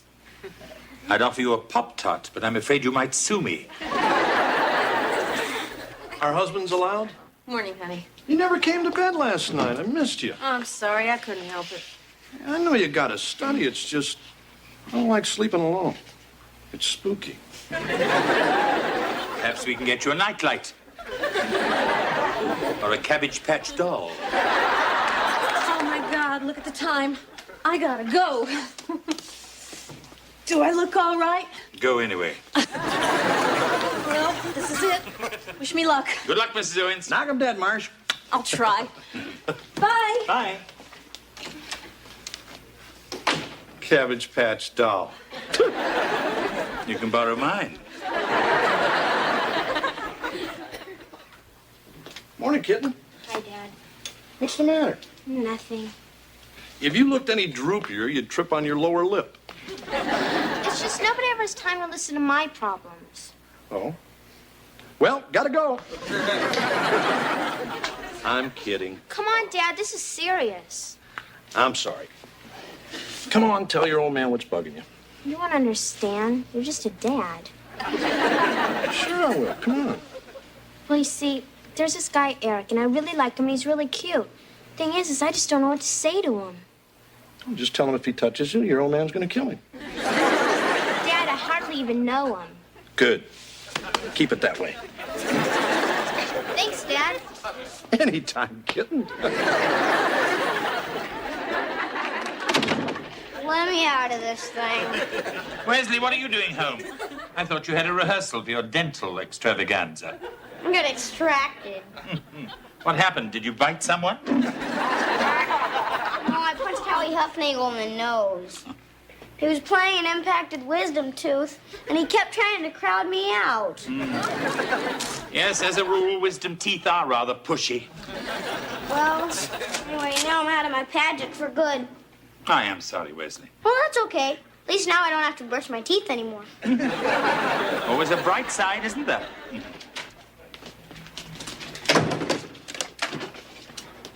I can't do it. You've never had that problem with the phone before. Look, Mr. Belvedere, I got his number. Whose number? Eric's. I stole it out of the attendant's office. Now that I got it, I don't know what to do with it. Well, I think if you stole it, you should take it back. I mean, that's always what Mr. Belvedere makes me do. Heather, as long as you've got it, you might as well use it. Well, what's he gonna think? I mean, a girl he hardly even knows calls him from out of nowhere. He's probably gonna think I'm real desperate. Or easy. Heather, there's absolutely nothing easy about you. Thanks. Ah, Mrs. Owens, how did we do on our test? I don't think she did so good. Hey, Mom, are you okay? If anyone cares, I'll be upstairs. Hey, Mom, you made a poem. If anyone cares, I'll be upstairs. If anyone cares, I'll... Boy, she seems pretty upset. Yeah, I think I should go have a talk with her. Wesley, I don't want either of you children disturbing your mother. That's my job.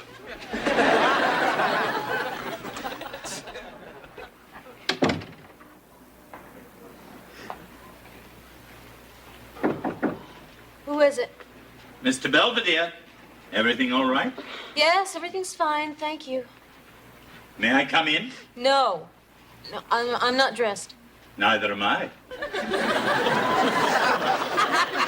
Come on in, Mr. Belvedere. I lied. And I appreciate that. I was just wondering if I could get you anything. Tea, coffee, a little guidance counseling? I was ready. I had everything down cold. I knew every case, every argument, every precedent. It's just that when I sat down and they handed me that exam, I just went blank. Better the classroom than the courtroom. If I ever get there. And right now, that's a big if. Oh, I don't know. Maybe I'm just kidding myself. Trying to change gears in the middle of my life. Now, look. Perhaps things are not as bad as you think. You haven't got your grade yet. Believe me, a woman knows when she's failed a test. Oh, that's right. You've had 3 children.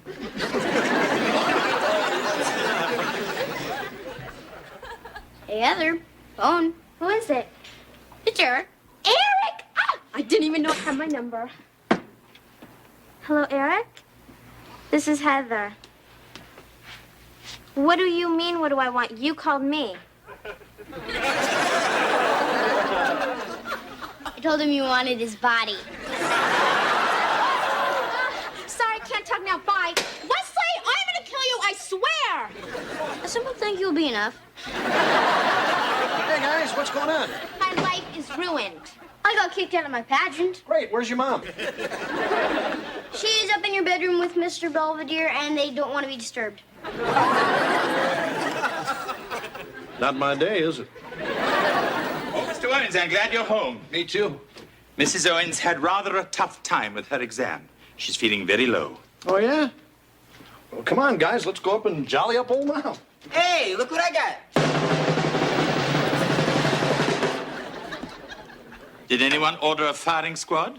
Probably for me. Hey, honey. Looks like somebody forgot to bring an apple for the teacher. I guess so. Hey, it's just one silly test. Yeah, Mom. We could write the teacher a note saying you did lousy because you didn't have a good breakfast. And could you please take it over again? It's no big deal, honey. I did my best. I just wasn't good enough. That's stupid. Well, anyway, it's mostly our fault you did bad. Yeah, because we're always bothering you when you're trying to study. Like me with my stupid costume. Or my stupid boyfriend problems. Or your silly drum. You can have these back when you're 21. Kids, you're supposed to bother me. I'm your mother. It's just that ever since I started law school, I haven't exactly been acting like one. Well, that's okay. You've been busy. Anyway, we got Mr. Belvedere to bother. Well, from now on, things are going to be different. What are you talking about? I'm talking about being a part-time student and a part-time mother and not being particularly good at any of it. It's got to be one or the other. Are you leaving us? I'm quitting school. Hey, come on, Marcia, don't start talking No, look, about I've given this a lot of thought, and I think it's time I went back to doing what I do best. So if you'll excuse me, your mother has a dinner to prepare. Well, everyone go wash up. Does that include me?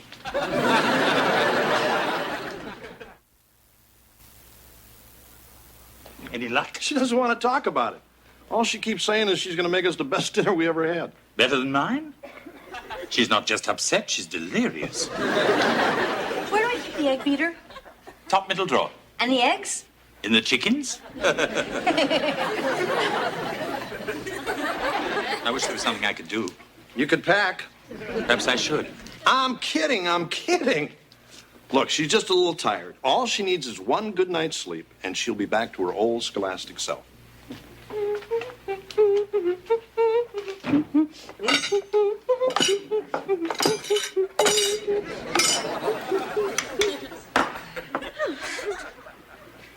Dinner will be ready in 15 minutes. Oh, great. Oh, honey. Look, I know I've been neglecting you lately, but I just want you to know that I'm going to be making it all up to you, starting tonight.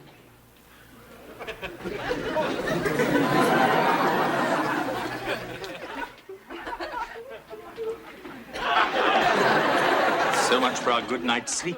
Good morning, Mr. Belvedere. Good morning, Mrs. Owens, and how are we feeling this morning? Like the weight of the world has been lifted from my shoulders. Oh. Muffin? Yes, that would be my first guess, too. You know, I've forgotten how gratifying baking can be. I mean, you put together flour and sugar and milk, and presto, muffins. You don't have to convince anybody they're muffins. Nobody calls on you to explain your muffins. They're just muffins. Yes, I used to feel that way about donuts. Well, since you've done all this, I'll make the coffee. Already brewing. Then I'll make some juice. Already squeezed. Bacon? In the warmer. Fine. Just let me call Goodwill, and I'll have myself picked up. Morning, Westman. Morning, Dad. Hey, Belvedere, what smells so good? It's your wife. She's found fulfillment making muffins. Really? She hasn't made those in years. Breakfast time! Breakfast, everyone!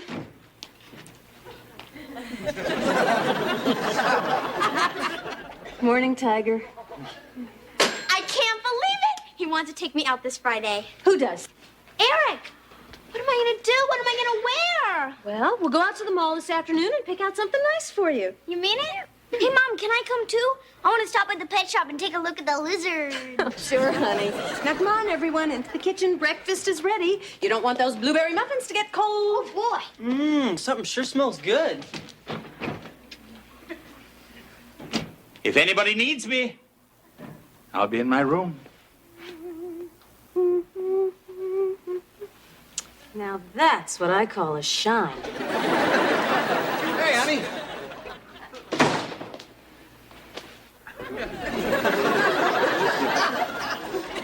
Whoa. How was work? Oh, it was okay. So what have you been doing all day? Waiting for you. What would you say if I told you I had a headache? I'd say I knew how to cure it.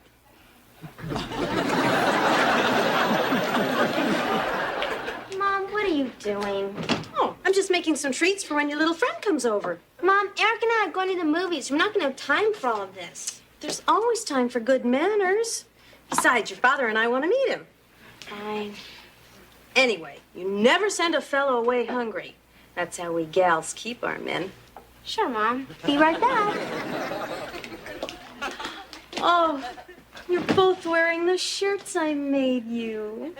Thank you, Mom. Well, I think Mom has finally flipped. Hello, children. Hi, Miss Belvedere. Hey, Mr. Belvedere, where you been? Feeding squirrels. It's the one thing around here your mother hasn't already taken care of. Yeah, it seems like all she wants to do lately is cook and clean and make things. Suddenly she's taking an interest in everything we do. Yeah, and with some of the stuff I do, I don't need the attention. The thing is, Mom acts like she's happy doing all this stuff. But I don't think she is. Maybe you're right. The question is, what are you going to do about it? We don't know. Yeah, thinking of good stuff like that is your job. At the moment, I don't seem to have a job.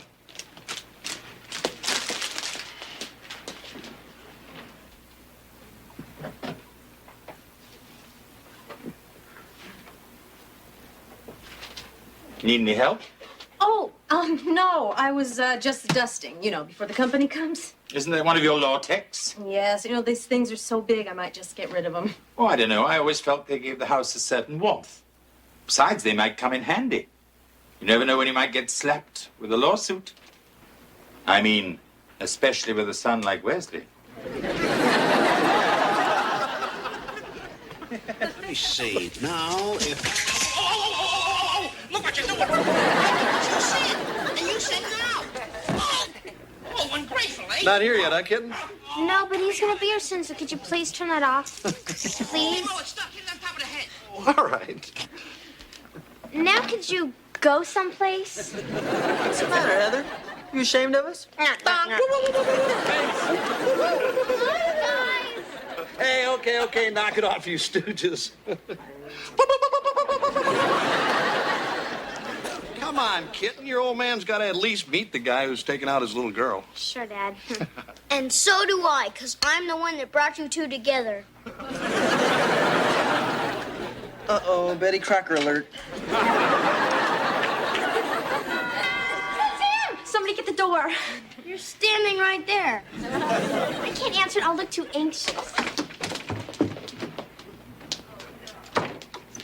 Hi. Hello, you must be Eric. Is Heather ready? Heather, your date's here. Hi, Eric. Sorry to keep you waiting. That's okay. Anyway, we better get to the movies. There's probably going to be a line. Oh, right. I'll get my jacket. Heather, I don't believe Eric's been properly introduced to everyone. All right. That's my mom. Hello again. And that's my dad, and that's my brother Kevin, my little brother Wesley. This is Eric. Hi, Eric. You guys in a group? Eric, why don't you have a seat, I made some little treats if you'd like to have one. Here, help yourself. Thank you. These are really good. Thank you. My mom never has time to make stuff like this. She's an architect. How nice for her. Yeah, she even built our house. Well, our mom cleans our house. Oh, I didn't know there were people here. Are these for anybody? Mr. Belvedere, would you like to meet Eric? Well, I've got nothing else to do. Hello, Eric. I'm Mr. Belvedere. Pleasure to meet you. You're the housekeeper, right? I don't know what I am. Somebody want to get that?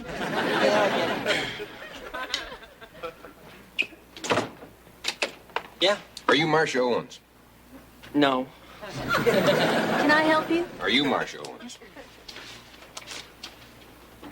You've now been served with official notice of impending legal action. Please, no tip. What's this all about? I'm being sued. By who? By me. Whereas, etc., Plaintiff claims denial of livelihood, interference with contracted duties, alienation of affection, and mental anguish. Very funny, Mr. Belvedere. Oh, I'm not joking, Mrs. Owens. I have a binding oral agreement to perform certain household services, and you are preventing me from doing them. That's ridiculous. Go tell that to the judge.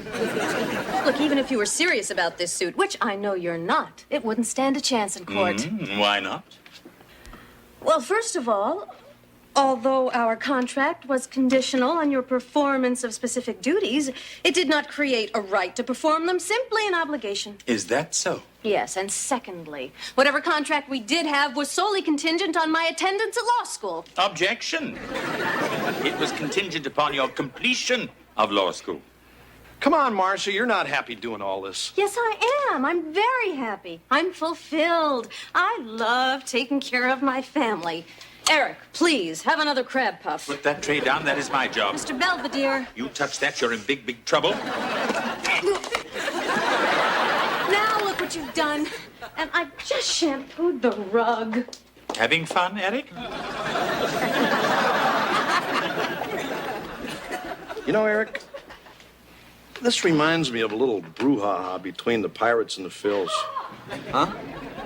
Speaking of which, if you try to hit a home run with my daughter, I'm going to put you on the disabled list. Mom, can we have a word with you for a moment, please? Yeah, in a second. I just don't want these stains to set. Mom, this is important. Yes, well, so is this. Mom, forget it. You're fired.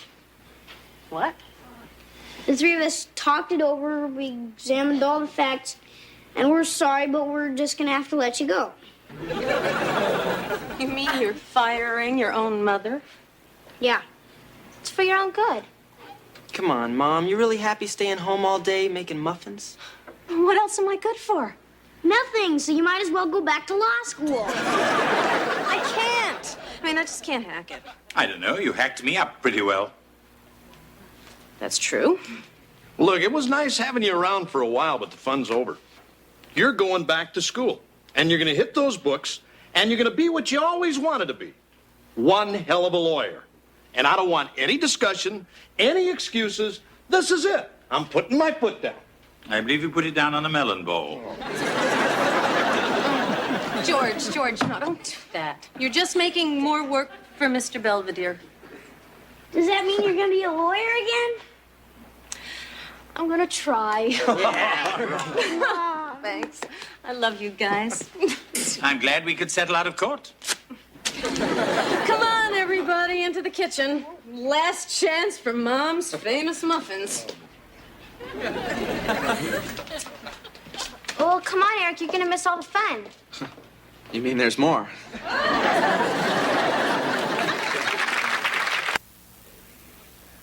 At any rate, the Owens family is finally back to what they consider normal. Marsha's back to studying. The children are back to not. George is back to sleeping alone. And I'm back to running practically everything. How can something so wrong feel so right?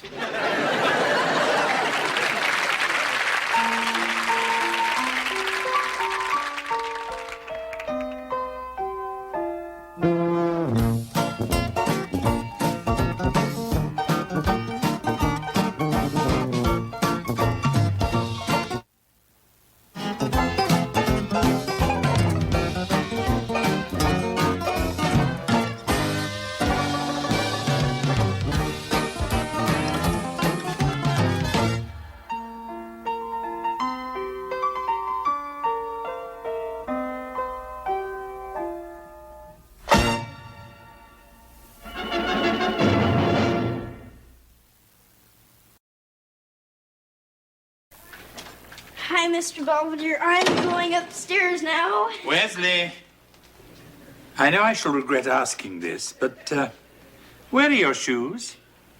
I left them in the middle of the Huffnagel's driveway. You mean the one that's being repaved?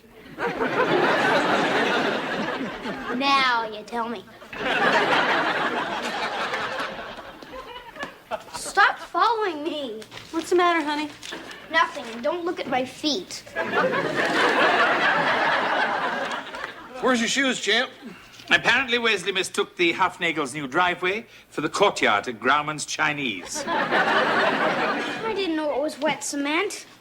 Besides, I tried to apologize to Mr. Huffnagel, but he just yelled and called me a menace to society. That's okay, pal. I'll go talk to him. Your old man's been handling Huffnagels for years. Yeah, and tell him I want my shoes back.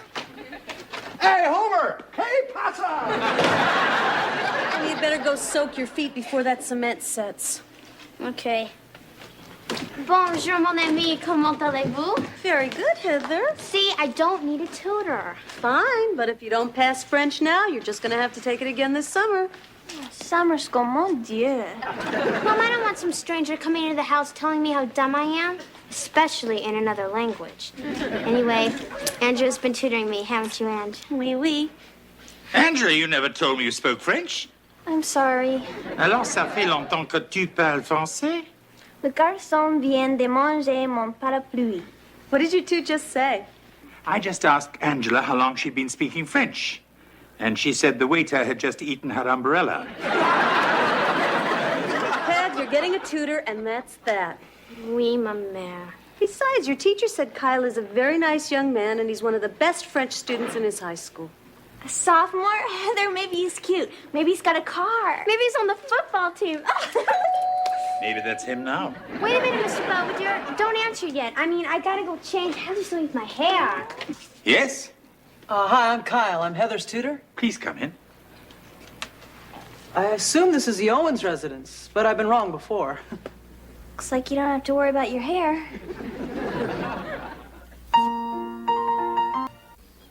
Well, I can tell by your breathing nobody told you I was blind. No, they didn't, but... Is Heather here? Yes, she is. I mean, I'm Heather. Enchanté. Gesundheit. Don't worry, she's not one of ours. I'm Mr. Belvedere, the housekeeper. Yeah, you didn't sound like one of the family. Thank you. Anyway, I guess you and Heather want to get started. Sure. Come on, Kyle, we can go in the dining room. The light's better in there. But I guess you'd have to take my word for that. This is going to be a long night. Let me take one. Okay, Heather, now let's try it again. You're in Paris, and it's springtime, and you're seated at a small cafe, and the waiter comes over to you and says, "Bonsoir, madame, prendrez-vous un café?" And what would you say? Does anyone here speak English? Heather, come on. Well, I don't know what that means. En français. Say it in French. Oh, je ne comprends pas. Bon means would you like some coffee? Oh, okay. Oui, un café, s'il vous plaît. Très bien. Thanks. Listen, Kyle, I gotta go upstairs for a minute. Pourquoi? Oh, just have to go to the ladies' room. Probably all that coffee. En français. Huh? You can't leave until you say it in French. Oh, excusez-moi, mais je, Just go. Merci.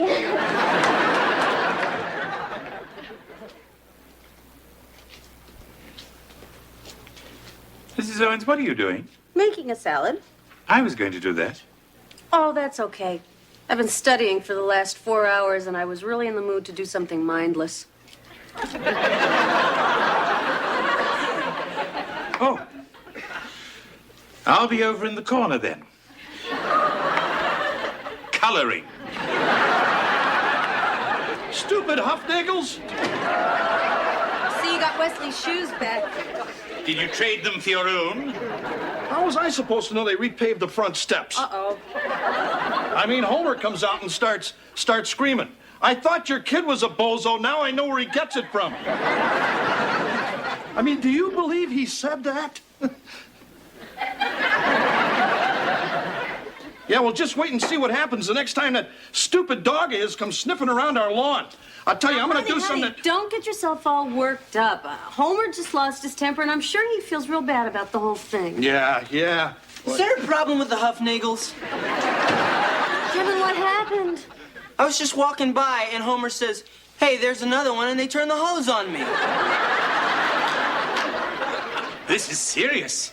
They're starting to attack civilians. Honey, get out of those clothes before you catch pneumonia. That's nothing.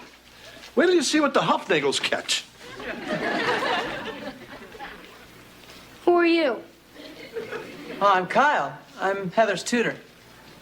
Oh, I feel sorry for you. Because I'm blind? No, because you're stuck with my sister. You must be Wesley.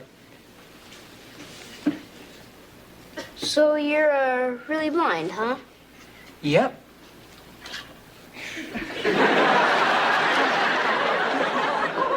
What are you doing? Nothing. Wesley, leave him alone. Oh, it's okay. He's not bothering me.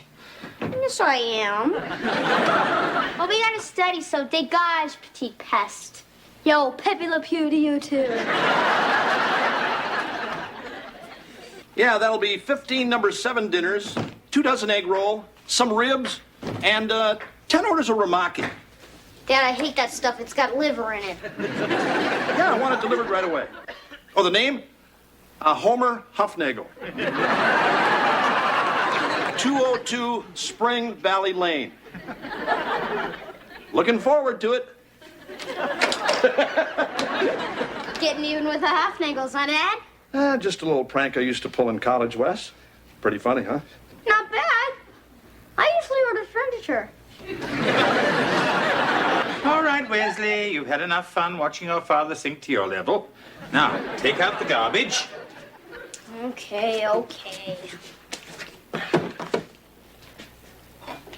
Hey, Dad, I could dump this junk on the Huffnagels' lawn if you want. Nah, that's okay, Wes. But it was a lovely thought.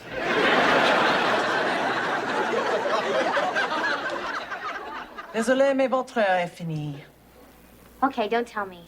You said, I'm sorry, but my car doesn't have fins. Close. No, I said our time's up. Oh, okay. I learned a lot today. Hey, that's great. So when do we get together again? Oh, I don't know. How about Saturday night? Well, I usually go out on Saturday night. Well, yeah, that's kind of what I meant. Are you asking me on a date? Well, I don't see anyone else in the room. Is that a yes? Yeah, I guess so, sure. Great, then we'll see you Saturday. Yeah, see ya.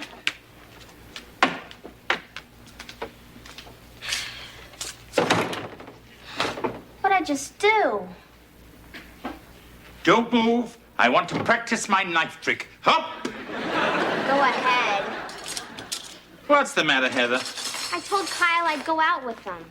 So? So what'd I say yes for? Where are we gonna go? What are we gonna talk about? This date is gonna be a disaster. Heather, your dates are always disasters. Well, that's true. The point is, do you like Kyle? Well, yeah. And he seems to like you. Yeah, I guess. Then there should be no problem. He's like any other boy. Yeah, right. Who knows? Maybe it won't be such a disaster. Let's not get ahead of ourselves. Honey, you coming to bed? In a minute. I just want to make sure Heather gets home all right. George, Kyle promised he'd have her home by 11. All right. All right. Oh, by the way, is everything all settled with the Huffnagels? Huh? Well, I waved to Hortense today, and she did something back, but I don't think it was a wave. Don't worry, honey. I settled everything. Who's that? Hey, maybe Heather forgot her key.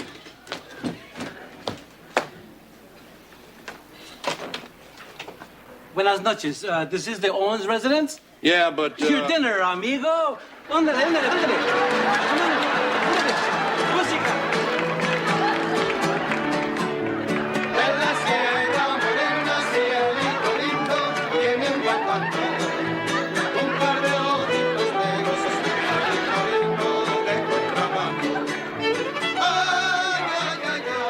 I had a real nice time tonight. Yeah, going bowling was a great idea. Well, you only liked it because you won. So, you gonna ask me in, or am I in already? Oh, sure. Come on in. We can listen to MTV or something. Do you smell nachos? Why don't you sit down and, I'll go get us some drinks. I guess you're not thirsty. Can I ask you a sort of personal question? Sure. What do you look like? Gee, I don't know. I've got brown hair and my eyes are hazel. That really doesn't help me a whole lot. Do you mind if I feel your face? Huh? Oh.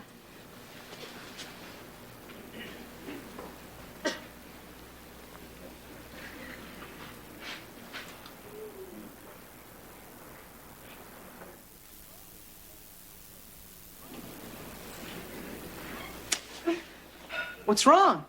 Nothing. Why'd we stop? I don't know. I guess I've never held my breath that long. You want to go for the record? I think I'd better go get those drinks. Are you mad at me? No. Is it because I'm a better bowler? No. Is it because I'm black? Kyle, you're not black. I'm not? Cut it out. Look, you're a real nice guy, but don't you see? No, I don't. Is that the problem? Oh, no, of course not. Are you sure? Sure, I'm sure.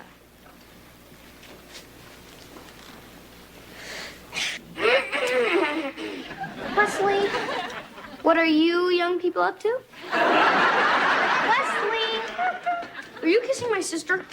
Yeah, I was. Well, I hope you've had your shots.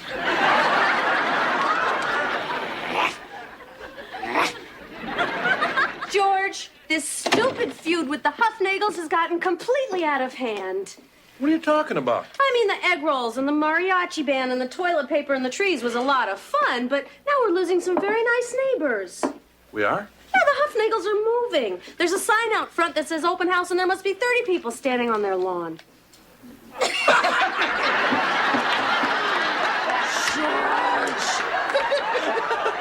Will you please take that sign down right away?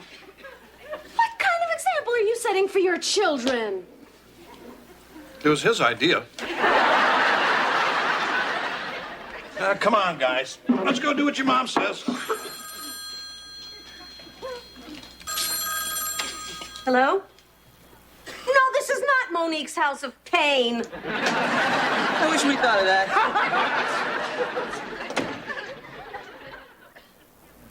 Okay, Kyle. Can't wait. All right, see you tonight. Au revoir.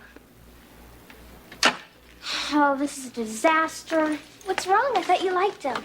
I do. I like him a lot. It's just every time he takes me out, he seems to want to go a little further. You mean like downtown? No, Angela. Oh, so what have you guys done? Nothing. Well, what does he want to do? I don't know. Stuff. You know, when you think about it, the whole thing's really very romantic. Just like an officer and a gentleman. Huh? I mean, except you don't work in a factory. You're failing French. And Kyle's not in the Navy. He can't see. The thing is, I like Kyle. But I'm afraid if I don't do something, I might lose him. I mean, he might think I'm saying no because he's blind and get real upset. I heard guys who aren't blind get pretty upset, too. So what am I going to do? Well, Heather, I think you should do whatever your conscience tells you to. Then call me and tell me all about it. Hi, hon. You and Kyle gonna study tonight? We'll try not to bother anybody. Oh, that's okay. We're all going to the hockey game. You are? Was Mr. Belvedere going too? No, I think he's going to an art exhibit. He is? Something the matter, honey? Oh, no. It'll be nice having the house all to ourselves.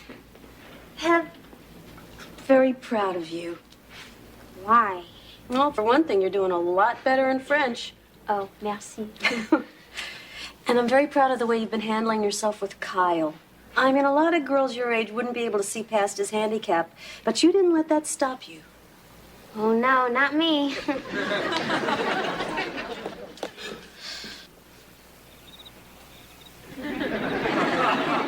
It's pretty quiet over there. Let me take a look. No lights are on. Maybe the Huffnagels aren't home. That's the oldest trick in the book, Wes. Besides, they're dying to get even since we had that fertilizer delivered. I Are you guys still down? Fellas, we're gonna be late if we don't get going. But Mom, there might be Huffnagels out there. Yeah, well, I don't think they're silly enough to be lurking out in the bushes, so can we please go? Okay. But stay low. Right there.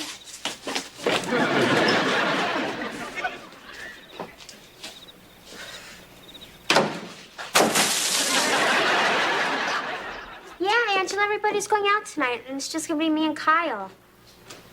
No, I don't know what I'm gonna do. No, you cannot stay on the line and listen. Heather, I'm going. Bye. Everyone leave for the game? Yeah, they left a few minutes ago. What are you, Kyle, up to tonight? Oh, nothing. We just figured we'd stay home and really hit those books. Big test coming up? Yeah, sort of. Everything all right between you and Kyle? Yeah, sure. I like Kyle a lot. Good. Oh, and Mr. Belvedere? You were right about him. I was? He's just like any other boy. Good night. Good night, Heather.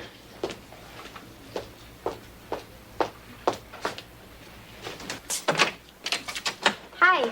Hi. These are for you. Thank you, Kyle. They're beautiful. I hope they're roses. Come on in. Hey, it's awfully quiet around here. Yeah, everybody left. You mean we have the house to ourselves? Looks like. That's great. Forgot my keys.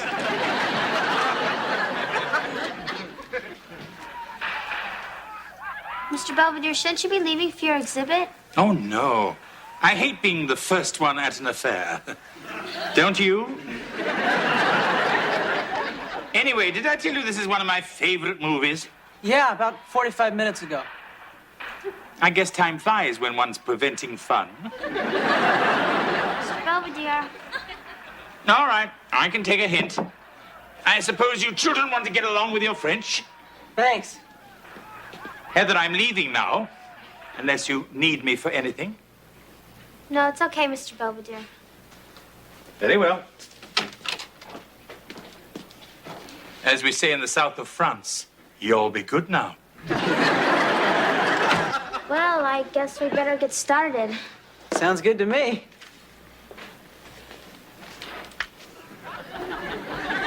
Okay, lesson 15 at the bakery. Pardon, monsieur, ces croissants sont-ils frais? You know, you smell real pretty tonight. Merci. Combien coûtent les éclairs au chocolat? Heather, I'm not interested in chocolate eclairs. Pourquoi? Kyle. What's the matter? Je ne suis pas prête pour l'amour. Excusez-moi. Heather! No!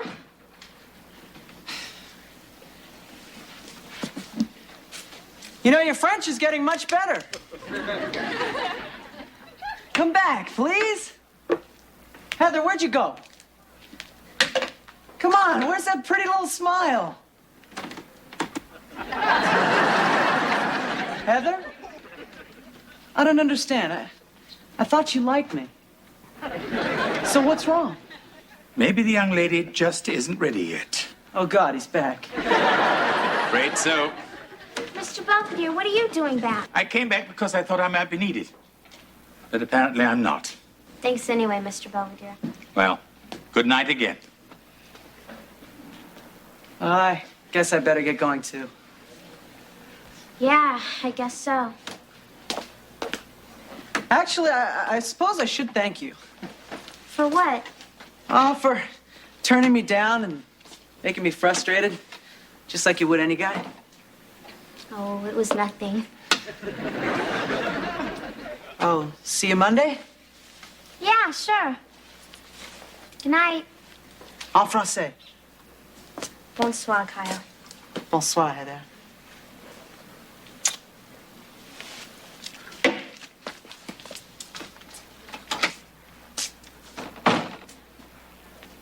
Good night, Mr. Belvedere. I was just leaving. Yes, that is the most sensible thing to do. I quite agree. Just a moment. George, I have Homer Huffnagel on the phone. Why? I proposed a truce. What?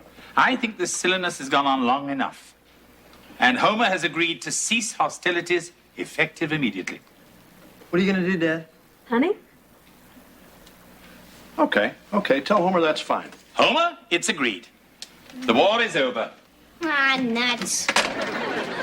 Hey, it's okay, champ. We still came out on top. We got him last with that insurance salesman we sent over. Remember? Yeah. Maybe I'll go over and tell Homer there's no hard feelings. An excellent idea, George.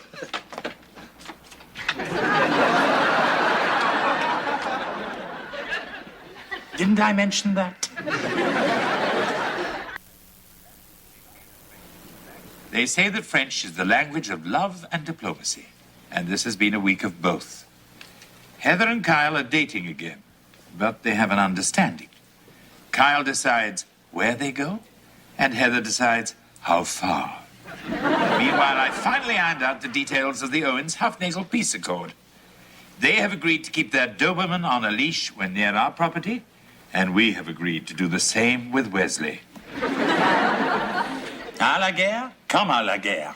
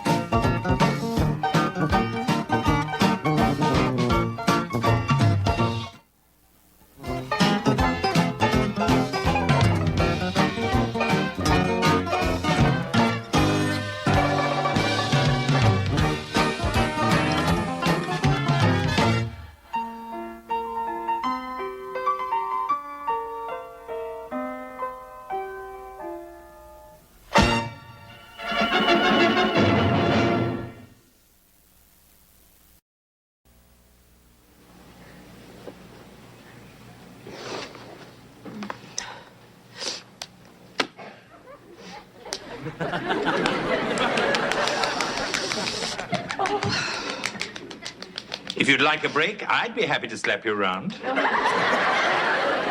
I'm just trying to stay awake. You have any suggestions? Yes, get some sleep. I can't.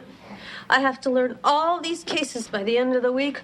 So when Professor Hofstadter tells me to stand up and says, Brown versus the Board of Education, give me all the precedents, I'll be ready with a really good answer. Mrs. Owens, I think all this studying is becoming counterproductive. Yeah, I guess it gets to the point where you've learned everything there is to learn. I reached that point in 1957. Go to bed. Okay.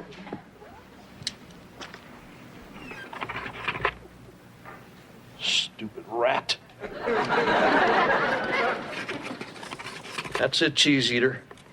Live it up while you can. Your days are numbered. Where'd you go now? Dad, it's me. What are you trying to do? Give your old man a heart attack? No, I heard him too. I was gonna go up to the attic, pretend I was one of them. You know, flush him out. It's okay, Wes. We'll get Ratso in the morning. Right, Dad. Hey, Champ, is your mom still studying? No, I think she's coming up now.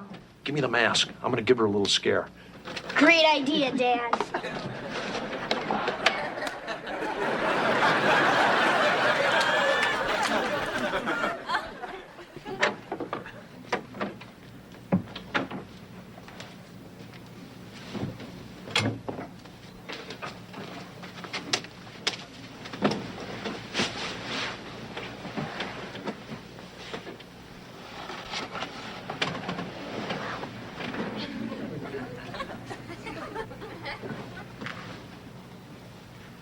Not tonight, George. Look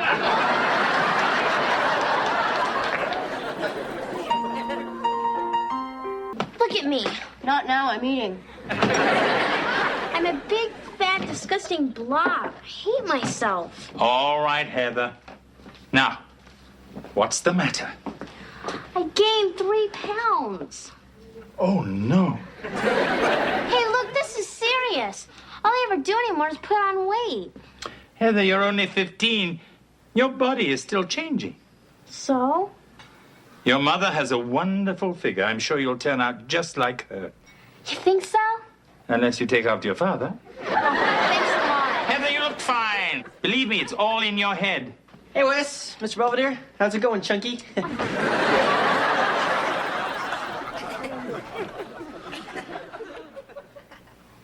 Mr. Belvedere, may I have another cup of coffee, please? Here you go. And if that's not enough, you can call the Hills Brothers. Thank you. We're back. Hey, look, Mr. Belvedere. Me and Dad are gonna be rat busters. See, we got traps and poison and pellets and all that good stuff. George, wouldn't it be simpler to hire an exterminator?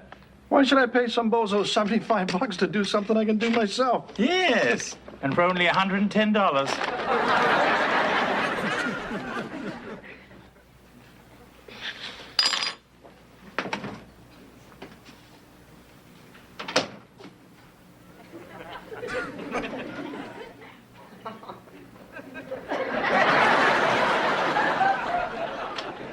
Hi. What's she eating? Hi, Ange. Celery and chocolate chip ice cream. Oh. You know what else is good? Radishes and rainbow sherbet. So did you get the pills? Oh, yeah. Are you sure these things are gonna make me lose weight? My mom took them for 2.5 months, and she's down to 240 pounds. Wow! Why are these prescription bottles always so hard to open? What have you got there, Angela? Oh, nothing, Mr. Bellyflop. And even if I did have pills, they're not for Heather. Angela. What pills? What's going on? I'm not sure. You better ask Blondie. Mom, they're only diet pills. Where did you get these? From my mom, but don't worry, she won't miss them. Look, I'm only gonna take 1 or 2, just to lose some weight. Heather, these are amphetamines. Huh? You know, speed, whites, pennies, uppers. I happen to catch Miami Vice.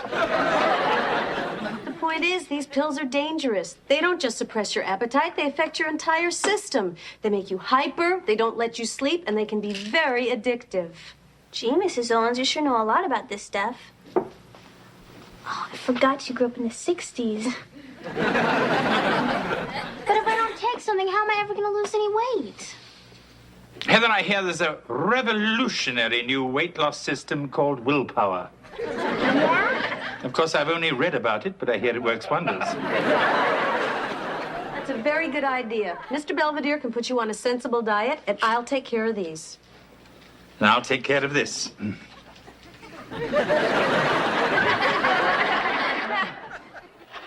Hey, Dad, I'm almost through cutting the cheese.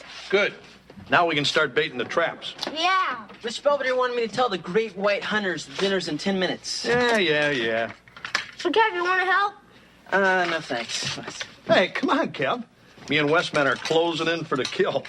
Well, I don't really go in for this sort of stuff. What's the matter? It's just a rat. Well, it's still one of God's creatures, Dad. And I guess I still believe the needless slaughter of even the least of them diminishes me. But you guys have fun. That's your mother's side talking. Come on, let's nail this guy. I think I found the place where he gets in. It's in the corner here. Great. Hey, why don't you put one over here? Did you get them all ready, Dad? No. But the trap sure works. Mrs. Owens? I thought you were meeting your study group at 7. Oh, God. Why didn't you wake me? I thought I just did. My keys.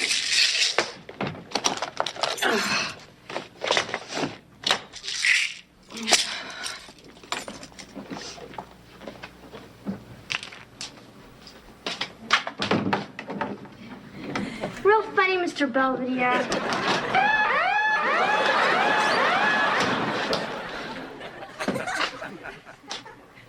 Aha, you forgot the cookie. Something the matter? This isn't funny, Mr. Belvedere. It's like you don't trust me or something. I don't.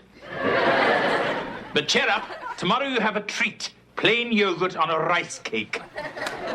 The survivors tell me it's delicious. I'm never gonna lose any weight. You can do whatever you set your mind to. I don't know. I wish I had those stupid pills. I wonder what Mom did with them. Hi, guys. Boy, did I have a great study group tonight. We reviewed 25 cases. We ordered 4 pizzas. I didn't have any. Maybe I'll go study some more. Wonder if the library's still open. See ya. I think I know where they went. All right, now twist. 2, 3. Punch it out. That's it. Punch it out. 5, 6, 7, 8. Knees out. Heather, what are you doing? Exercising. Does your body know? Hey, why should I do anything? Mom's probably losing weight just by taking those pills, and that's not even what she's taking them for. Good morning. Sausage and waffles and bacon and juice are in the warmer. Help yourselves. Heather, I didn't forget about you. There are 2 poached eggs and half a grapefruit in the fridge. Oh, I hope you don't mind that I made breakfast, but busy hands are happy hands. That's what I say. George! What do you want now? It's breakfast time, silly. Oh, I can handle that. Boy, I can't believe Mom. She must have fixed 5 different kind of pancakes. I think making her own syrup was a nice touch. So what are we gonna do? I'm not sure. It's so unlike your mother that I'm a bit stymied. Maybe I should turn her into the cops. I mean, that's what all the other kids are doing. Heather, I don't think we should send Mom up the river yet. What we should try and do is help her. You think we should tell Dad? Stupid rat. I'd like to rip his scrawny little guts out. Perhaps another time. Problem, George? Yeah, I just checked the attic. Bait's gone, the traps are sprung. I look over in the corner and there's the rat picking his teeth laughing at me. That was uncalled for. Hey, Dad. Did you catch him? Afraid not, champ. He's not as stupid as I thought. Probably feels the same way about you.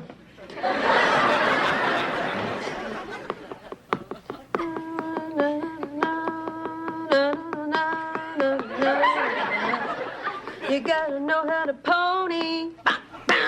Like a Bonnie Maroney. Plessy versus Ferguson. And then you do the mashed potatoes. What are you doing? Oh, I'm just singing Land of a Thousand Dances by Cannibal and the Headhunters. What are you guys doing? We're going up to the attic to wait for the rat. Maybe I'll do some yard work.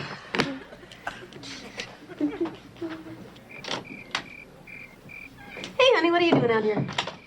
Oh, nothing. Just thinking about things, about life, wondering where it's all going, wondering if any of this makes any sense. I'll rake later. Yeah, sure, Mom.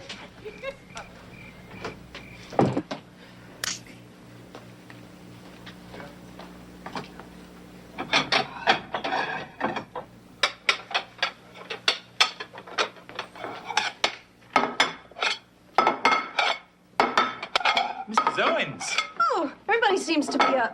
It must be contagious. Mom, what are you setting the table for? It's 1 o'clock in the morning. Just getting a jump on breakfast. Why not cook a ham and get a jump on Easter? Mom, you know what you're doing. What's that, dear? You're taking those pills. Oh, don't be ridiculous. Excuse me, I've got a lot of things to do. Mom. And even if I were taking them, I've only taken 1 or 2. What about all that stuff you told me about it being speedy and addictive and real dangerous? Heather, it's not the same for me as it is for you. Sure, Mom. You're young. You look fine. All this stuff about needing to lose weight is all in your mind.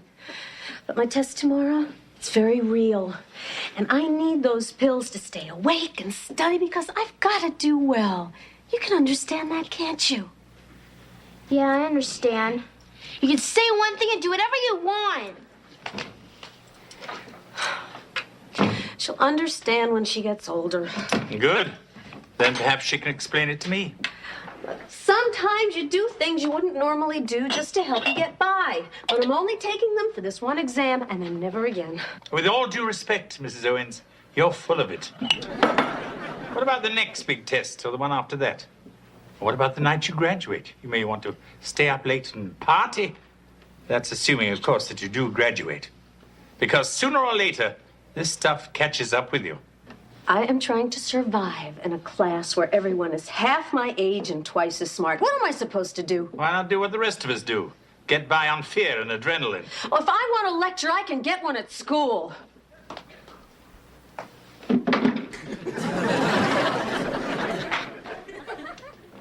Good morning, George. How was Rat Patrol? Rotten. I'm up half the night with my bat in my hand. I fall asleep for 5 minutes.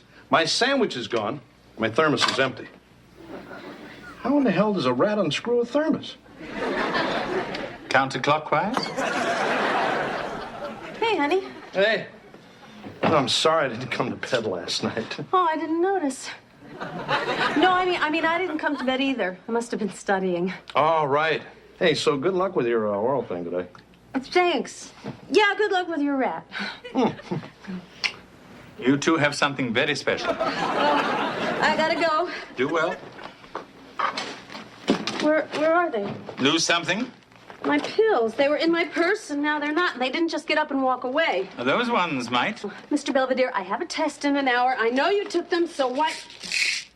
Here they are. I'm sorry. That's all right. Paranoia's part of the fun. All right, Mr. Amakost.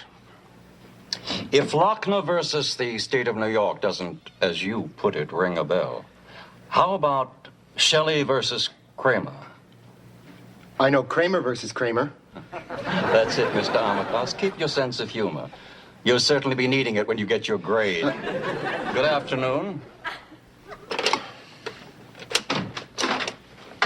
Miss Gantman, will you please send in my neck? Hi. Sorry it took so long. Owens, how nice to see you. Oh, how nice to see you. Make yourself comfortable. You may have a seat if you wish. Thank you. All right, Mrs. Owens, if you're fully prepared, this should be simple. I'll cite a case. You give a brief summary of the decision. I'll pose a few pertinent questions.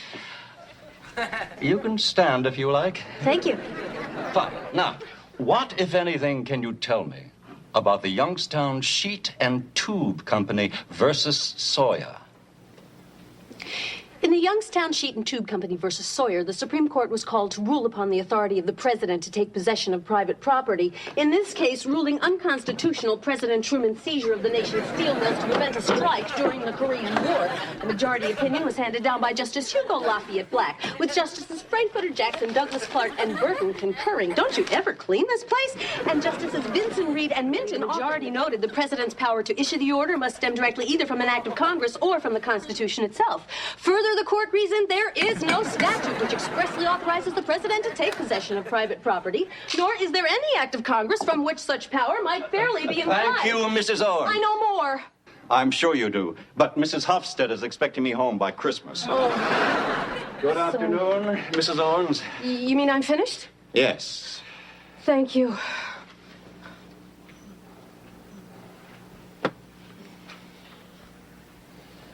Have a nice nap?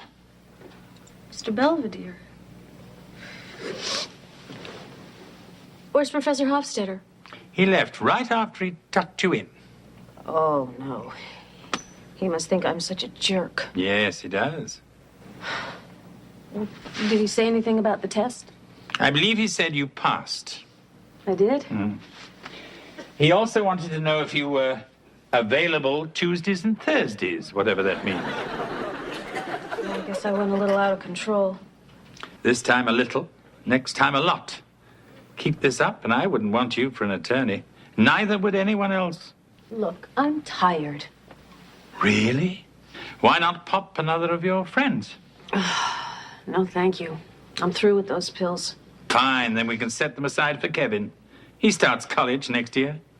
That's not even funny. Oh, I am sorry. I forgot about the famous Marsha Owens double standard. Okay, you're right. I shouldn't have taken them. But the important thing is I passed the test. Yes, and failed everything else. Congratulations. Hi. Hi, honey. How'd the test go? I passed. That's great. How you doing? Not bad. I come home, ask my daughter what's new. She says, Mom's a speed freak. And Belvedere had to go pick her up because she crashed in the prop's office. That's about right. I don't get it. You're supposed to be the sensible one around here. But popping those pills is a lot dumber than anything I ever did. Yes. And that's saying a lot. Excuse me. Look, George, I was wrong, and I'm sorry. Yeah, well, I think there's someone else you should be telling that to. She's in the kitchen.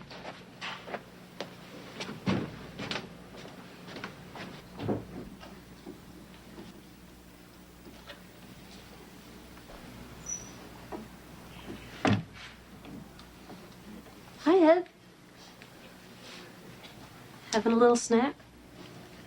No, I'm eating a carrot. It's part of my diet.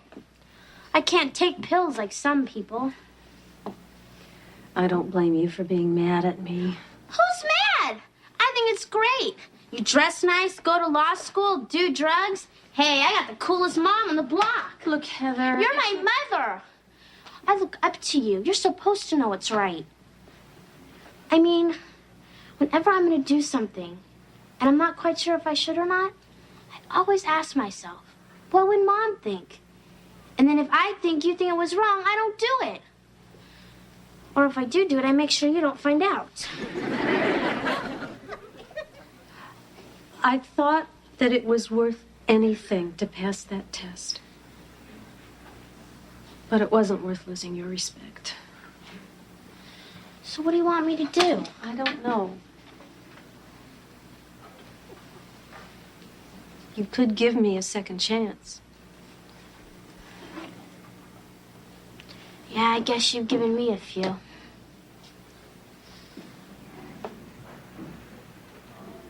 Thanks. I hope you know you're grounded. Yo, Mr. Belvedere, I'm stuck. I need a 6-letter word for airborne irritant. How about Wesley? Hey, I may be irritating, but I'm not airborne. You will be if you don't get your feet off the coffee table. All right, who's the wise guy? What's the matter, George? Somebody's helping that rat. What? Look, I could believe it when he stole the bait out of the trap. I even bought it when he emptied my thermos. But rats don't write notes. Thanks for the cheese. Next time, leave some crackers.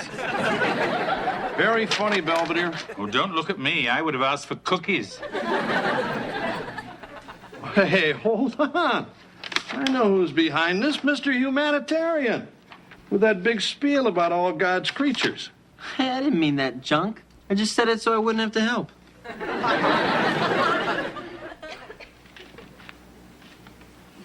See, I started out wanting to kill him. But then I saw him. Sitting there with his whiskers and his cute little beady eyes. He didn't seem like a rat anymore. He seemed like one of the family. Maybe one of your family. Why didn't you tell me, pal? I'm not going to kill him if he's a friend of yours. Thanks, Dad. And incidentally, I don't think he's a he, because he just had babies. What? Don't worry, I put him in one of Heather's drawers.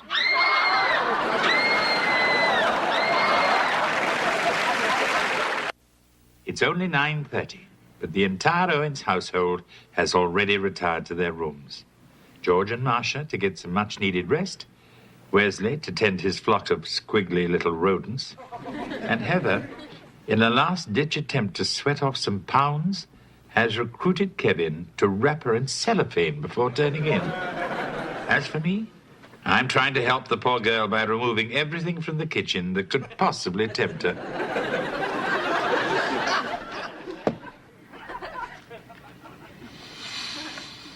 It's a dirty job, but somebody's got to do it.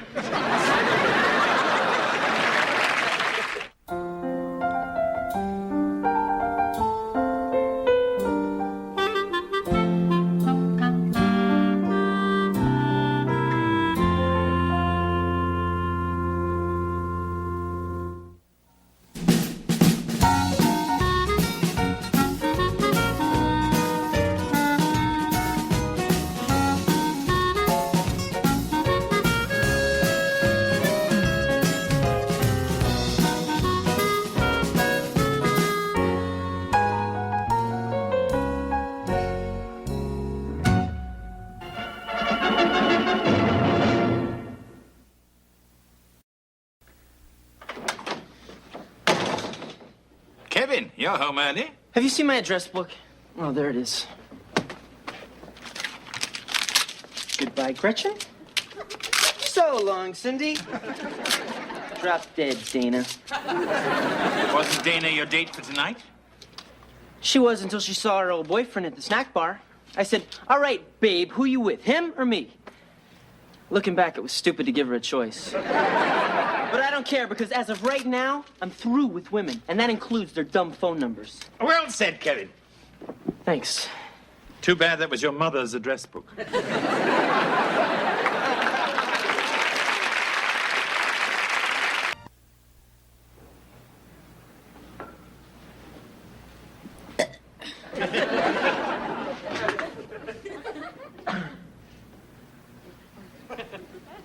Thirsty? No, I'm doing this to get my Junior Pioneers Achievement Badge. In what? Bladder control? No, it's for recycling. Oh. Thing is, there were hardly any cans in the trash, and to get my badge, I gotta collect at least 100 pounds of aluminum. Wouldn't it be easier just to rip the siding off the Huffnagel's house? See ya! Wesley! I'm no good at this junk. We're gonna have to join the stupid club anyway. Oh, now look, Wesley. Let's look through your manual and see if we can't find something suitable. Okay. Now, let me see. Archery? I think not. Gardening? Pottery? Hey, what's that stuff with the flags? That is called semaphore, Wesley. It is a system of communication where flags are held in various positions to indicate different letters and numbers. Oh, yeah? Yes. You see, if your ship was in trouble and it had no radio, you could signal to another ship for help like this. SOS. See? Wow, you know this stuff? Well, Oh, actually, that's a stupid question. You know everything. that's true. So you think you could teach it to me? Certainly. Yeah, but we'll start first thing in the morning. Great. How the hell do you do this stuff? B, C. Hey, Marcia, want to go outside and play? No, thanks. You want to stay inside and play?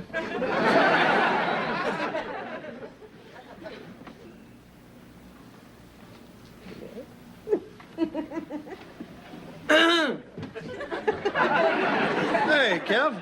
Hi. Listen, I'm gonna be home late tonight. I'm gonna do deliveries. You don't usually work on Saturday? Well, what's the matter, champ? No hot date tonight? No hot date ever. I'm giving up women. Oh, yeah? I decided I'm gonna concentrate on my job and getting ready for college, and that's it. Okay, honey. See you guys later. Poor kid. I forgot how frustrating it can get at that age.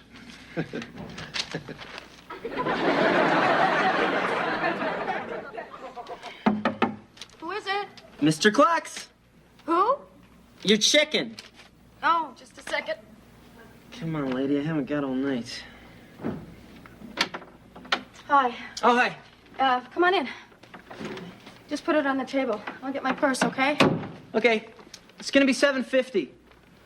We ran out of the buttermilk biscuits, so I threw in a couple of corn cobettes instead. That was very thoughtful. Sure. Don't you usually work the drive-up window? Yeah, the regular delivery guy got food poisoning. I didn't recognize you. I guess I'm used to seeing you with that silly chicken hat on. Right. Well, they don't like us to wear it on deliveries. It scares people. Okay. No, that's okay. This is for you. Oh, thank you, ma'am. Well, enjoy your chicken. Is it still raining out? Oh, no, it cleared up if you're thinking of going out. No, I was, but I may just stay home, wash my hair. You mean women actually do that? I always thought it was just an excuse so they wouldn't have to go out with me. Is that why you're working on a Saturday night? I just don't know what it is. There's something about me and women. It's like the harder I try, the worse I do. It's too bad. Well, I'm just going to concentrate on college and my future, and the hell with girls and dating and all that junk. I'm Kevin. Hi, Kevin. I'm Sharon. Hi. across, down, and down. So how was that? Could you tell I was signaling go for help? I was ready to call the police. Of course, in your case, I'm always ready. I'm having a little trouble going from H to E. Yes, well, what you've got to do is to do it a little more crisply. What do you mean crisply? I mean more crisply, Wesley. With crispness. You better show me. Yeah, well, I think perhaps we've done enough for today. Oh, come on. Very well, Wesley. Let's see. H. E. Double R-I-G-A-N spells Harrigan. Oh, come on, Mr. Belvedere. Quit goofing off.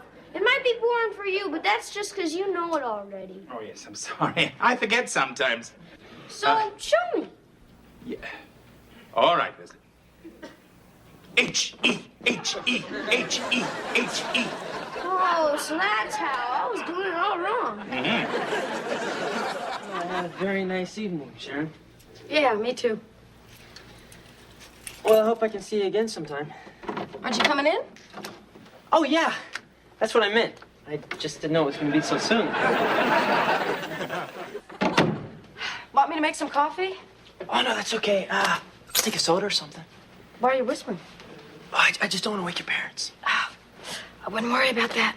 They live in San Diego. All right. Here you go. Oh, thanks.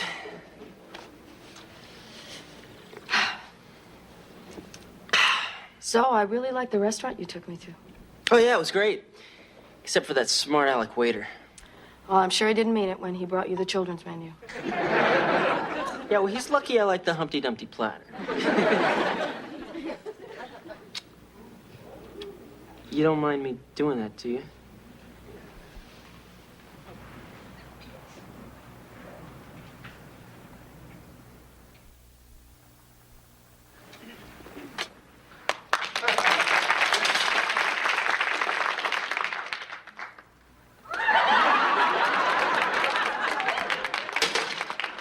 Oh, well, I guess that one's for George.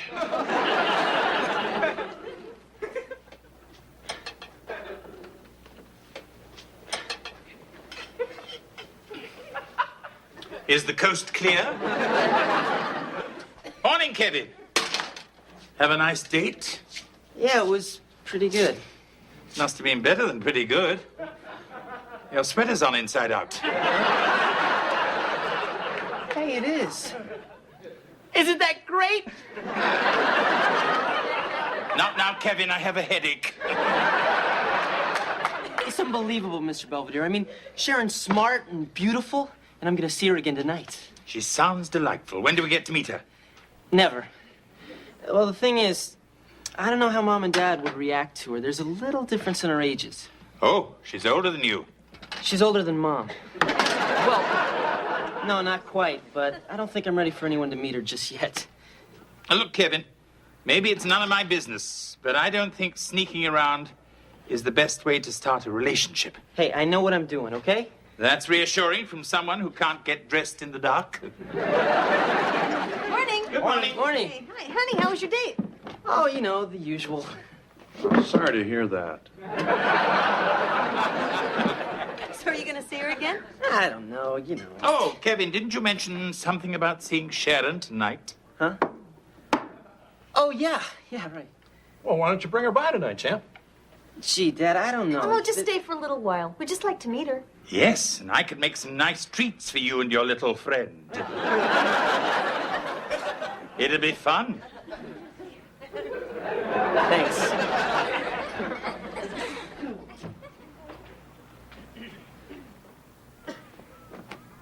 Nah, Miles. That's not how you do permission to come aboard. It's not? No, Mr. Belvedere showed me. It's like this. See? Come aboard. That's it, Wesley. Only remember, crisper.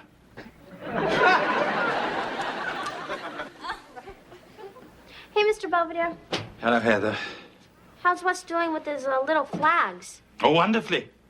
He's learning the stuff faster than I can make it up. Huh? Heather, may I take you into my confidence? Sure. You know, when it comes to semaphore, I don't know diddly. What do you mean?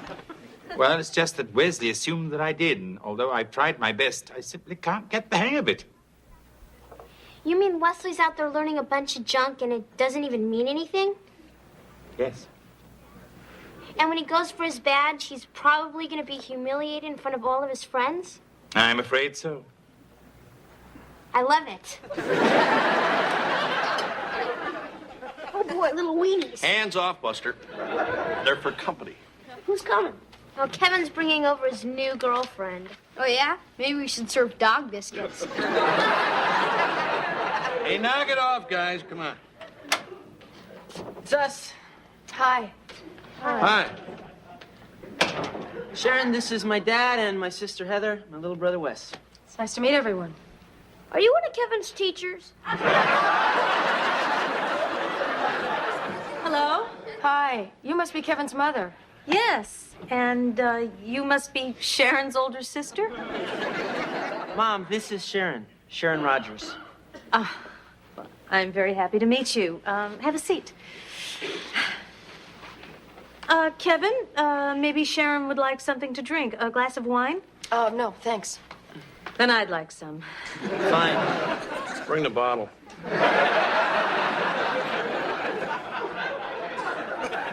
Don't you two have something to do? No.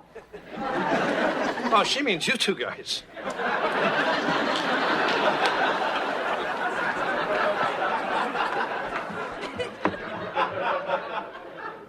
So, Sharon, how did you and my son meet? Kevin delivered some chicken to my apartment, and things just sort of went from there. That's very nice. So, what'd you get? The regular or the extra crispy?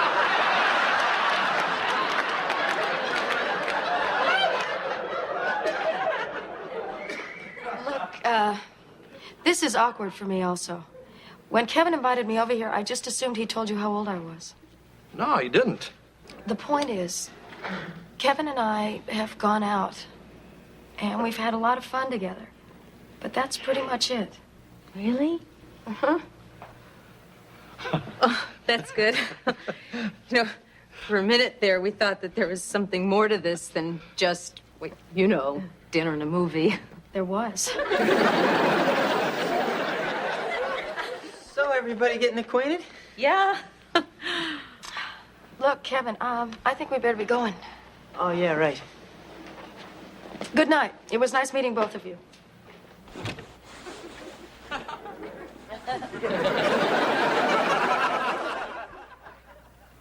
Tramp. Marcia, sitting there stewing like that isn't going to do any good. I know. Slut.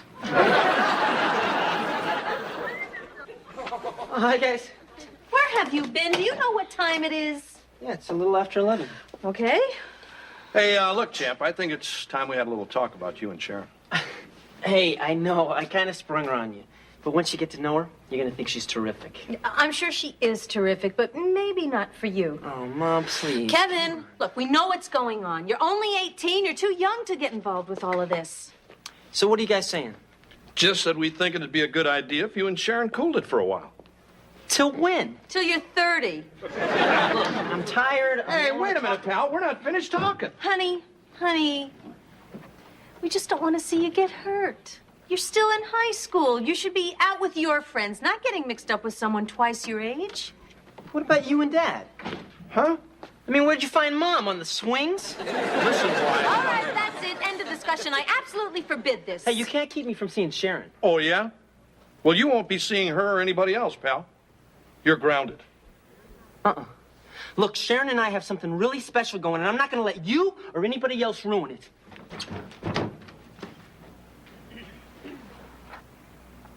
Mr. Belvedere, Morning, Miles. is Wesley ready? Our test today. We don't want to be late. That's what you think. Okay, let's go. Oh, Miles, Would you go outside? Flag down a bus or something? Wesley will be right with you. Okie doke. Before you leave, there's something I've been meaning to say to you. Okay, but I want to say something first. Oh?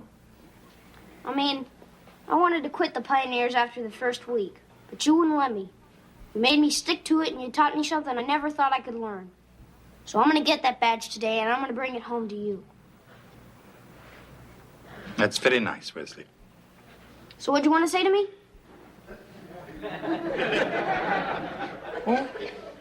Just good luck. Thanks. Thanks.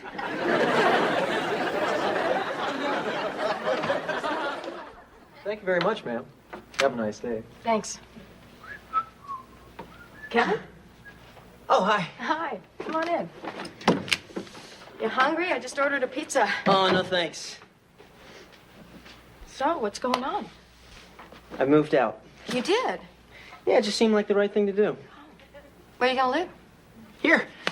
I tried to call, but I guess you weren't home. No. I was at work. Oh, yeah? So, how was your day? Look, Kevin, I don't know if this is such a good idea. Well, what isn't? You're moving in. Why not? Well, for one thing, there's not a whole lot of room around here. Well, that's okay with me. I like it cozy. Look, Kevin, I have my own life. I might want to have someone else over. What do you mean, like a girlfriend or something? You mean another guy? Listen, Kevin, I just... Yeah, I wondered why that pizza guy was here. Did you and Pepperoni Pete have a good time? What are you talking about? Look, I just walked out on my parents because they said this was stupid. But I told them that we meant something to each other and nothing was going to come between us. Kevin, it was just a date. What do you mean, just a date? We slept together. So? So I never did that before. Really? I didn't know that. You didn't? Thanks. Look, Kevin, when you showed up that first time, dressed in your little chicken outfit, talking about how you'd given up on women, I had just finished breaking up with someone and was feeling pretty much the same way myself. Yeah? And you made me feel a whole lot better when I really needed it. And I will always remember you for that. Well, I guess that's something. Well, look, I better get going before they rent out my room or something. Sure. Look, Kevin, I didn't mean to hurt you. Oh, no, it's all right. I just got a little carried away. I mean, it was my first time and everything. I guess I just figured I had to be in love.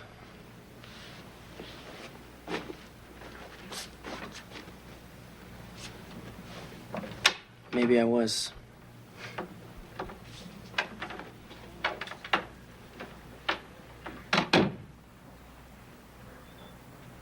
Need some help? Nah, I guess I pushed these leaves around long enough. So, did you forget your toothbrush? No, I'm back. Things didn't quite work out.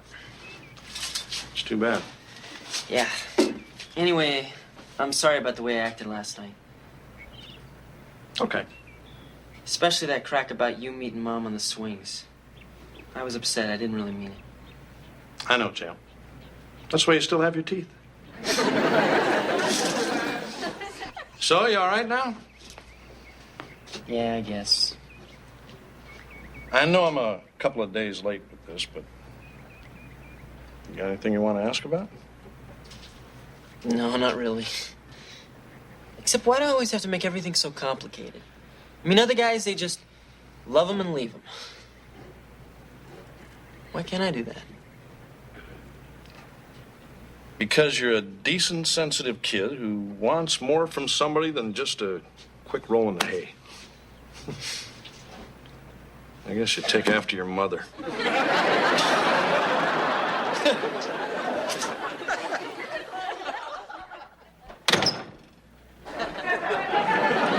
Hello, Wesley. Would you like a cookie? They're fresh from the oven. Are they crisp? Flunk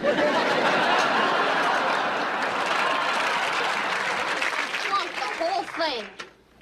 I was sitting there watching everybody else do signals, and I'm thinking, boy, what a bunch of dopes. They don't know what they're doing. Then me and Miles start doing our message, and everybody starts laughing. The teacher said it wasn't semaphore we were doing. It was more like the hula. What'd you do this for, Mr. Belvedere? What was it? Some kind of joke to get me back for all the rotten stuff I've done to you? Look, Wesley. The fact is, I don't know a bloody thing about semaphore. You don't? But when you assumed I did, I had too much pride to tell you the truth. Oh, I'm sorry, Wesley. that's okay. I guess you didn't mean to screw me up. And from now on, I promise you, if I don't know something, I'll come right out and tell you. Okay. Do you know karate? No, Wesley, I don't. Well, that's too bad. Because Miles' dad does, and he's coming over in about 5 minutes. Good night. Kevin's first encounter with an older woman has left him a bit bruised, but apparently none the worse for wear. He's already back to being rebuffed by girls his own age.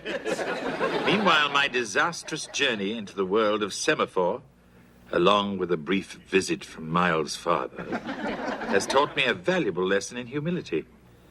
Contrary to popular belief, I now realize I can't do everything.